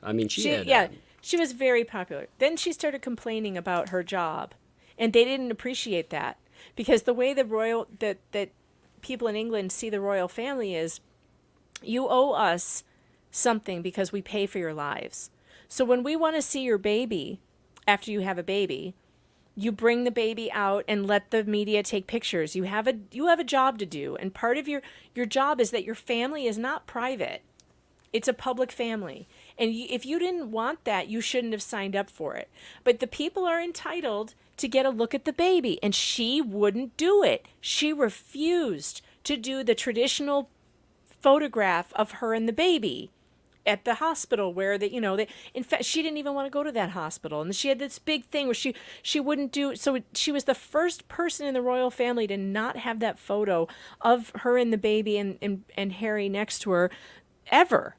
And instead, they do 8-9 days later, they do this weird long, the shoot where the camera's really far away and you can't see the baby. And that's it. That's the only picture she'll put out there. There is no baby.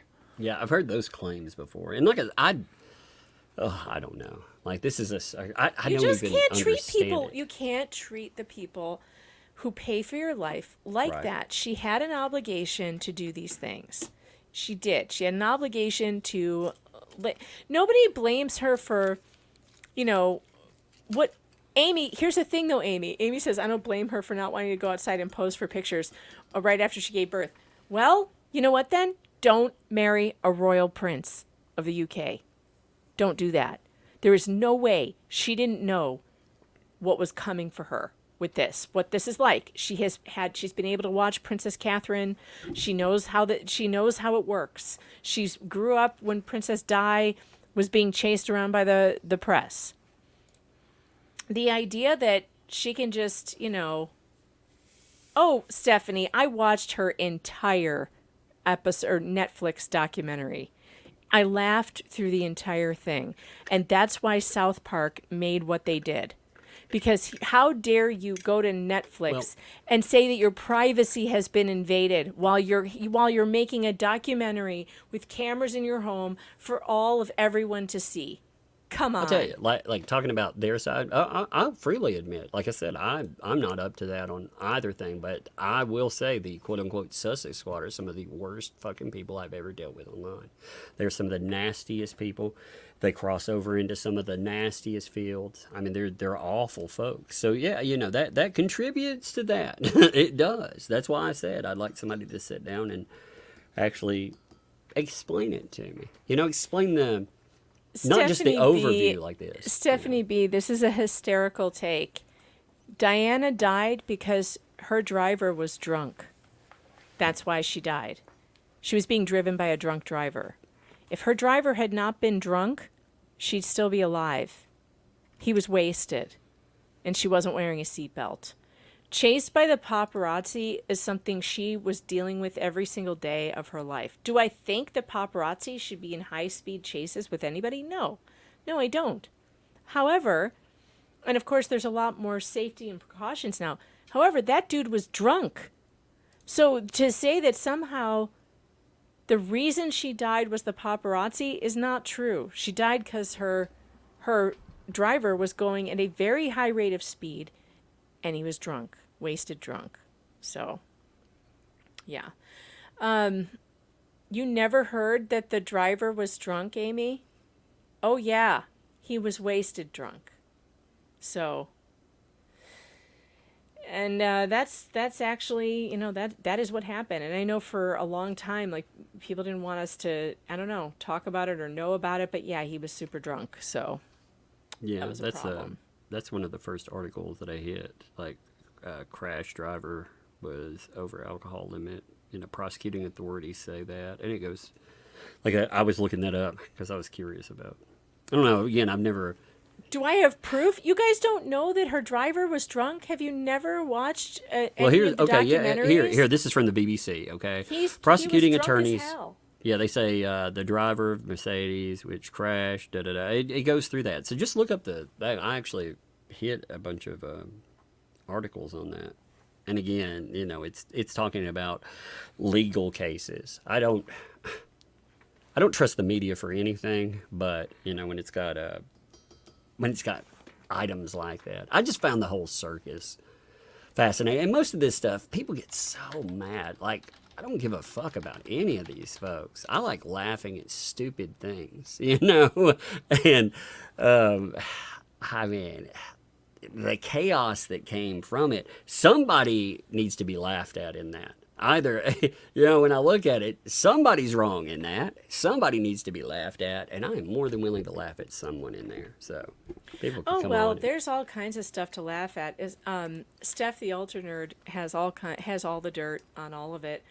I've seen enough that I went into it thinking when they came out with their Netflix thing, I was like, oh, I want to see this. I want to know like what happened to them, because I was willing to believe that they were done wrong by the royal family. And I watched that, and just by watching their own documentary, I came out thinking, what a couple of assholes. They also, I mean, when you trot out people like Chris Boozy, and he's one of your quote unquote experts, that guy, he's not only, let's throw the scumbaggery and all of that out. He has no idea what the fuck he's doing. He would track hashtags he doesn't like, and if they came up frequently, that was a hate account. You could get that from anything. I mean, you would have accounts that there are admittedly scumbaggy accounts out there, but he would hit like real people, called him Bob. I mean, just when they trotted him out, I'm like, man, I've dealt with this guy for, I think it came out in 2023. Was it 23 or 22? What year did that come out? I don't know, but here's your CBC article. The tests confirm original postmortem blood samples that were taken from driver Henri Paul and showed he had 3 times the French legal limit of alcohol in his blood, the BBC said. And he died He was dead. Nobody survived except one bodyguard. I can't believe none of you have heard this. I'm shocked that you don't know this. She died yeah. in what, 97, 98? Mm-hmm. Yeah, I remember now. That was a beloved figure right there. And I remember that. Man, I remember the shockwaves from that. I mean, even people that had no idea. Like I remember my mom being upset about that. And I'm thinking, you know, you don't know anything about royalty, and yet it impacted someone in that way. I mean, she was beyond beloved. She was very loved. Although, you know what's funny is that the press actually protected her a lot, because how we remember her in the press, I guess, is not really the way that people who knew her. I guess she was playing the press, you know, to her advantage. She was doing things to get them to. She would tell them where she was. She would tell them where she was going and create that chaos. And then, you know, then people would be like, oh, how terrible, she's being stalked. But she would communicate with them. But she was good at that. She really knew how to get those headlines and how to make good press for herself, which is something that Meghan Markle really doesn't know how to do. And that's unfortunate. One of my favorite channels that I like to listen to that has a lot of the Harkles content is HG Tudor.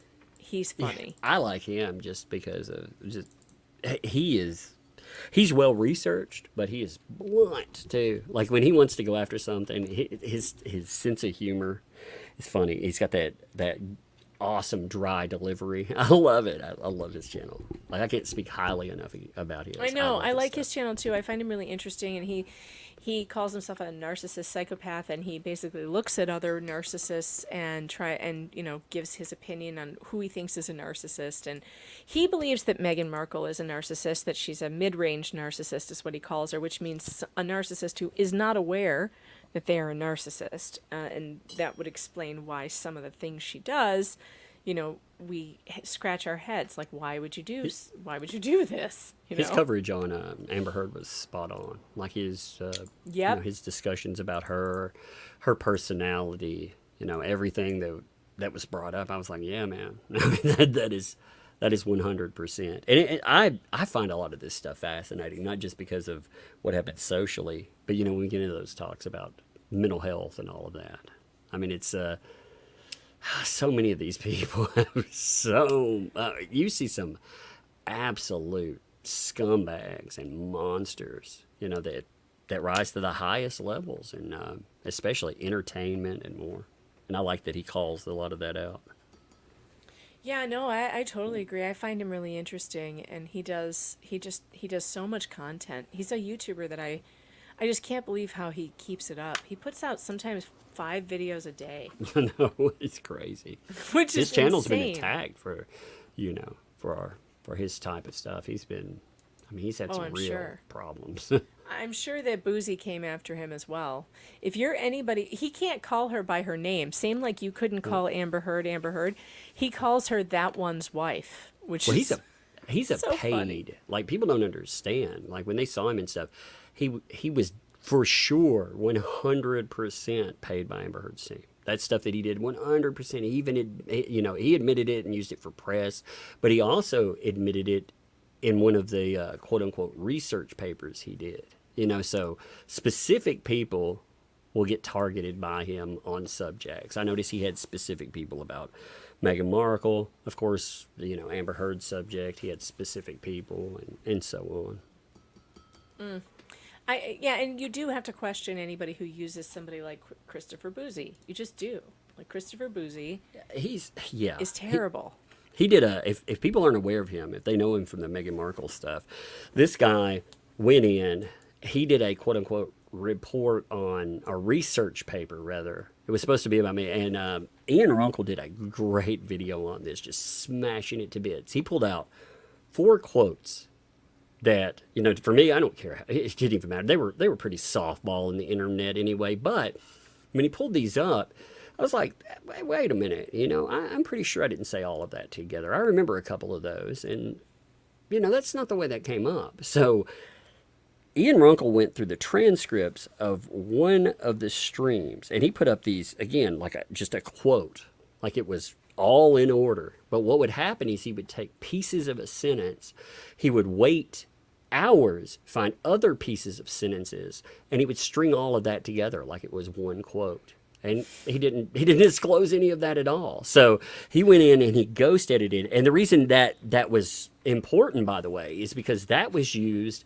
by everyone from Rolling Stone, Newsweek. Wow. Taylor Lorenz used that article to come. I'm gonna have to go back and watch Runkle's video on that. Would you It's send me- amazing, man. Would you send me a link if you know what it's called? I would love to go and watch have to that. find I it just again. recently watched Runkle's taking apart a vexatious litigant, which was great. He's got this vexatious litigant who called the police on him for reporting one of his cases, and it is so. Oh my God, it's so funny. Him reading the email that this guy sent the police is so awesome. So I want to see that. All right, I said I wasn't going to go for 3 hours tonight, and here we are going up on Surprise. 3 hours. So I'm going to get to the super chats, and then we are out of here. You guys are welcome to stay and listen. I'm going to sit for a moment. All right, excellent. And Flynn, thanks for the breadstick money. I appreciate that. And King Bob, thanks for the super sticker. Appreciate you. K-Rob, thanks for the 5. Says some really stupid stuff comes out of Tom Cruise's mouth, especially when it comes to putting down people with ADHD and the treatment that's available. Well, that's that Scientology stuff. But listen, do what I do. I never listen to actors when they say anything. As soon as I hear actors start talking and it's not in a movie, I tune them out immediately. Yeah, they play smart people. That doesn't mean they're smart people. No, they're all. Most of them are high school dropouts. So why would we listen to them about anything? No, I don't listen to actors. Roy, thanks for the 10. Says I'm with you all. Can't stand Tom Cruise. You know what? I love that you guys hate Tom Cruise so much. You're willing to send me money so that I will tell people how much you hate him. Oh my Joan God! When next time I stream, I'm gonna love Tom Cruise, and you can say you should just do a I love Tom Cruise Yeah, stream. Tom Cruise is the greatest. I do think he's a very talented actor, and he does a lot of his own stunts, which is fun. So, yeah, I mean, Joan Feather, thanks for the 2. Do you think he actually does those stunts though? Now that I've seen Fall Guy, and I was wondering if they were making fun of Tom Cruise. I think some he does, for sure. You know, he's filmed some, but one of the videos he did where he's hanging out the door of a that plane. plane. He did that stunt, and it's wild. Yeah. It's wild just to think of how much value you're hanging out of a plane. Because I mean, if I were part of that production, if I were whoever put that together, The insurance Warner or company. whomever, I'd be His like, insurance "Hell to company does not want him doing it, but he keeps saying he's going to do it anyway. Like he'll just go get another insurance company if they say that they won't let him do it. I think that's probably going to be how he leaves the earth one of these days. A stunt gone wrong, but you know what? He will have lived on his terms. I No, think what's he gonna will have happen- been happy to go out that way. He's going to be jumping on a couch one day talking about how therapy doesn't work, and bam, he's going to end up in heaven or wherever, or with wherever aliens. Scientologists go to Zorbo or whoever. Zorb. He's gonna fly away to Zorb. Just hear me out. Thanks for the 10. Says I read the opening pages of Dingus's Motion. If that horse blank gets traction, I'm gonna vomit. The system would be totally broken. I need Woodnick's counterblow now. Well, it'll be coming. Don't worry. Just hear me out. Thanks for the super chat. Says Laura Owens is a pregnancy candidate. Oh God, that's good. Ooh. I'm looking to That's see if I so can test good. my thetan levels. Thetan. Online. Yeah, I want to see how An high I online can thetan score. test? How many God. thetans do Here's you one. have? It says test your thetan levels in a brand new LStat logic game from 2012. I wonder. Whatever Let's see what it happens. tells you, it's going to be low because you have to raise your thetan levels and give them money to Yeah. help you do that. What's funny? Oh my God! You know what's even better about this? So check this out. This is amazing. I've got to show you this. Like, I'm gonna say that I'm gonna be amazing with this test because look here. I was like, okay, here's our questions, and then just a note. There's the answers. Whoops. I'm like, my thetan levels are off the chart, man. Ugh. What is this? What are these words? They don't even make sense. They're supposed It's to be like, LSAT preparation tests. Wait a minute. Which one of the following could be a complete and accurate list of those converted by the Scientologists in order from first to last? Carl Flaquente Eve? What? yes, 7 people have Itatita been stopped on the Flaquente? street for stress tests. Carl, Daniels, Eve, Flaquenta, Geo Cole, horticulture. I've never named him out. Horticulture. Ida and Tita. Ida, what? Ida Tita. Ugh. That sounds that sounds People molesty. giving the stress test hope to convert some of these people to Scientology. Anyone converted will be converted one at a time, first to last. The following conditions apply. If horticulture is converted, he is converted fourth. Oh, it's a word problem. If Eve is converted by the Scientologists, Flaquente is not. If Giancoli is not converted, Flaquente is. If horticulture and itty titty tatas are both converted, itty titty tatas is converted immediately before horticulture. If Carl and Daniels are both converted, Carl is converted sometime before This sounds Daniels. like work. You know what I mean? I'm This like, is a lot of work. How is I don't this like an my LSAT religion. logic game? Like, I don't know, man. Anything that says game usually says fun to me. You know what I mean? And you there's, would think. yeah, I mean, I think chewing thumbtacks would probably be about as fun as this. You know? All right, wait. I have an idea. That'll be more fun than this. All right. Here we go. Does Tug yes. have high Thetan levels? Oh, hell yeah. Come on, Magic 8 Ball. I need Here we it. go. Here we I go. need it. Here we Come go. on, baby. Come on. Yes, definitely. Yes! Oh, I'm the master. Eat. I about said eat check shit. Brad's. I almost said something really bad about Tom Cruise, but Outlook good, Brad. Okay, I'll take right. that. Look good. what about Meg? What about me? Nope, it's gonna strike you down. Cannot predict now. It'll have to come back. You know, it's like Damn. donate $500, come back soon. Will David Gingras show up for court June 10th? Oh man, All right, here we go. Most likely. does David Gingras have verbal AIDS? All right, we'll ask. Does David Gingras have verbal AIDS? Shit. I Cannot predict. It's like cannot predict now. it's like need more blood tests. I don't know if it read a little bit of that. I wonder. Sandra D, thanks for becoming a member of the Fox Den. It's super weird in here, and I will read your Magic 8-Ball fortune at some point, I'm sure. We should find out if Sandra has Thetans. Should we? Let's see, Sandra. Does We'll have to do a whole stream of all the Fox Den people. Yeah, test them out. All right, here we go. Here we go. If you don't have high Thetan levels, you get banished. It is certain. Boom. You can stay. You get to stay. Get on, yeah, that's right. Get on our grift. Oh, Kate, thanks for the super chat. Says All the best. wonderful. You know what? I can't believe I didn't use that button all stream. K Rob, thanks for the super chat. Says Tug, was it Lug that lost the spider? Yeah, yeah. Lug. I mean, their names are, you know, she's Little Umbrella Girl. That's the oldest. She's 10, and then we have Baby. Baby Umbrella Girl. It's funny.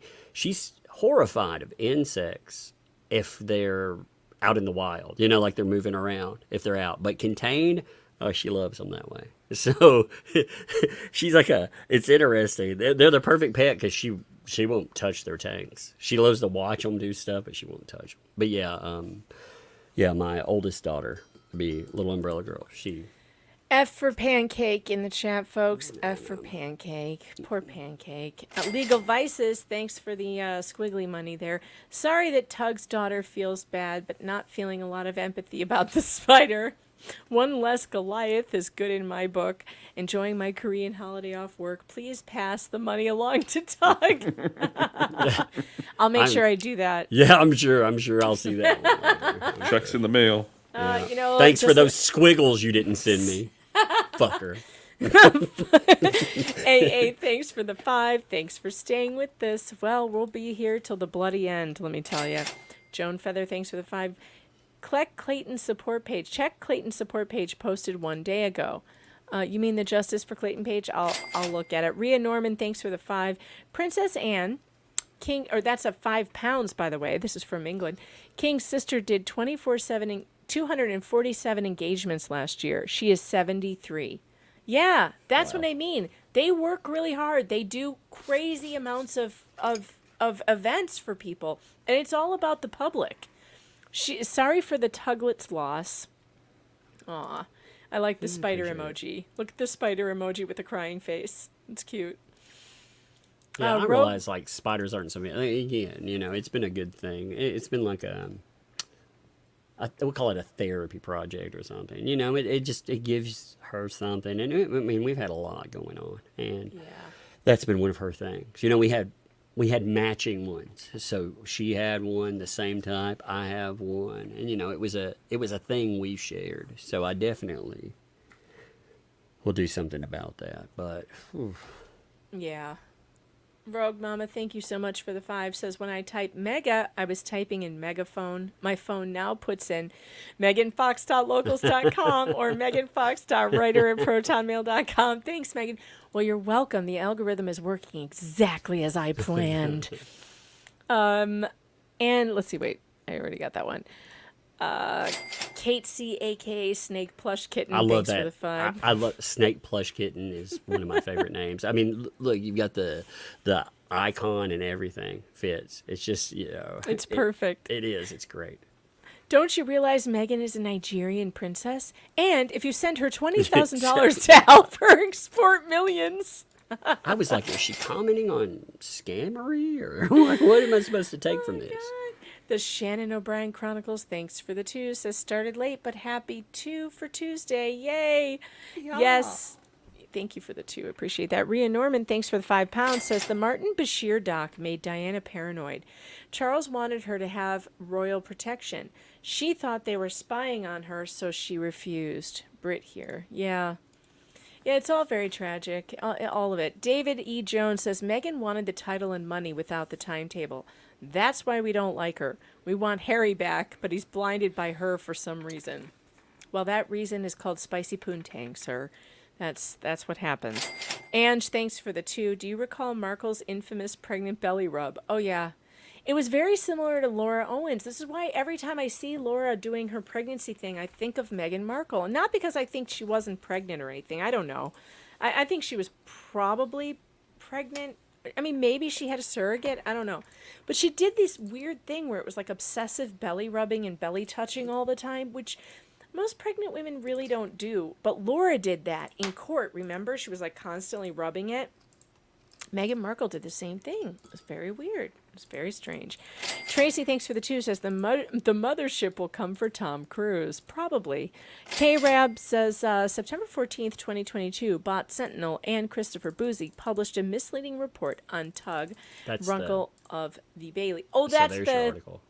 Yeah. that's the video that he did. All Yeah, right, he demolished Boozy with that. But it shows people, you know, if he's one of your go-to experts, first of all, you know, I have a personal problem because of what he was doing. You know, he was doing it for pay. But on top of that, I mean, if you watch that video, I mean, again, he just exposes how messed up. It's bad when to get an entire sentence that he put out, you would have to jump, you know, 30 minutes here for a part and then 6 hours there for I remember another that. piece. I Yeah. remember that. I remember how like outrageous that was. But he came after we me. were all tweeting about it.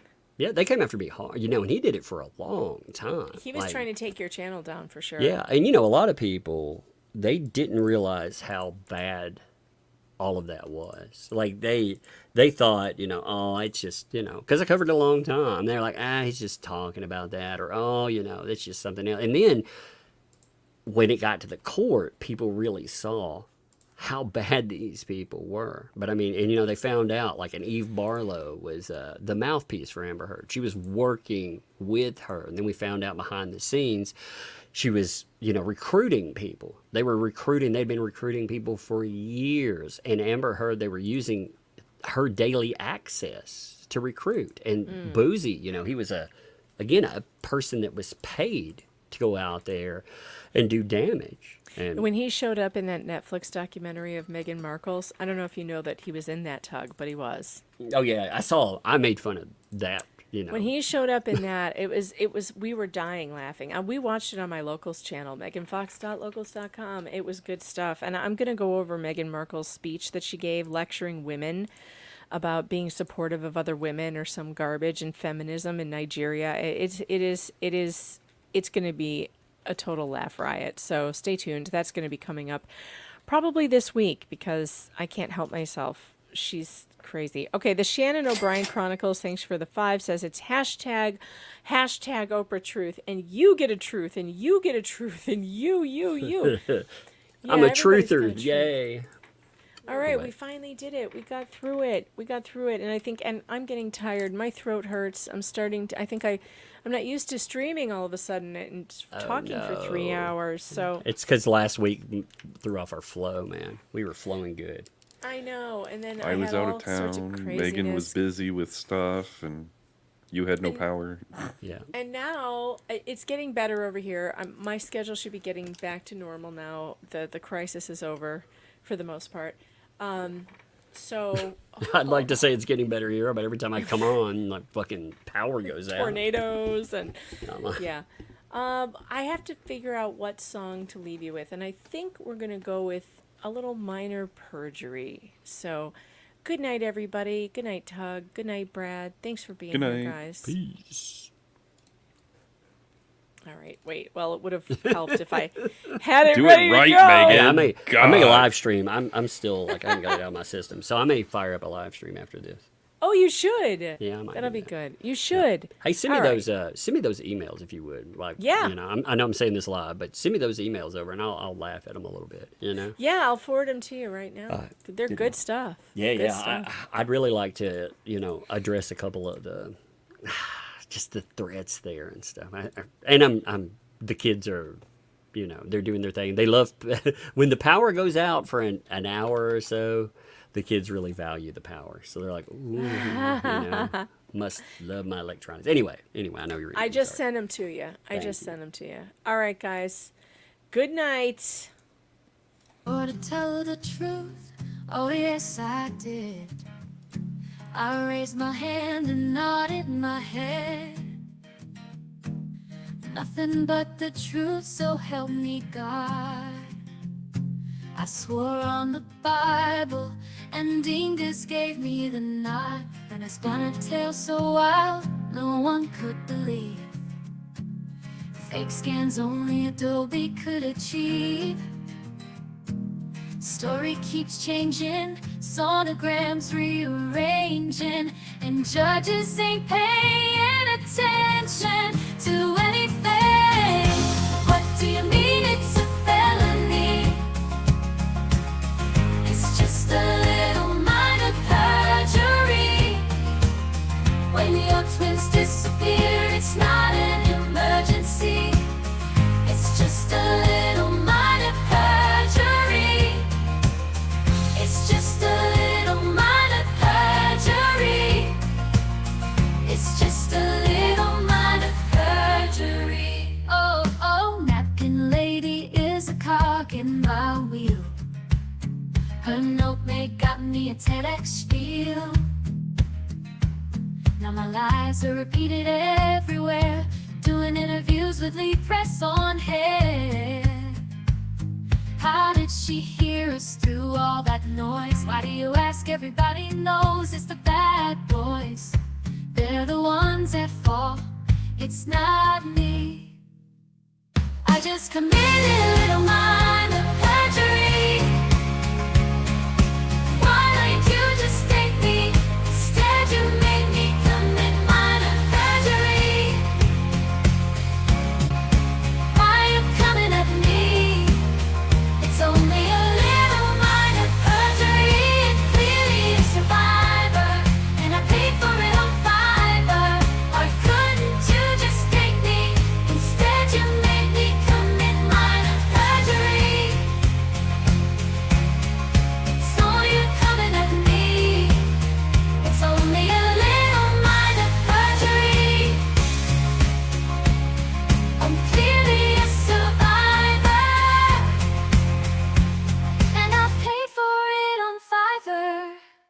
Why couldn't you just date me? Instead you made me commit. Why are you coming at me? It's only a little minor perjury. Oh yeah, I'm not going to jail. There's never gonna be no bail. The system ignores liars like me. It's only a little minor perjury. It's only a little minor perjury. It's only a little minor perjury. It's only a little minor perjury. The system ignores liars like me. It's only a little minor perjury. It's only a little minor perjury. Oh, I'm not going to jail. There's never gonna be no bail. This system ignores liars like me. It's only a little minor perjury. It's only a little minor perjury.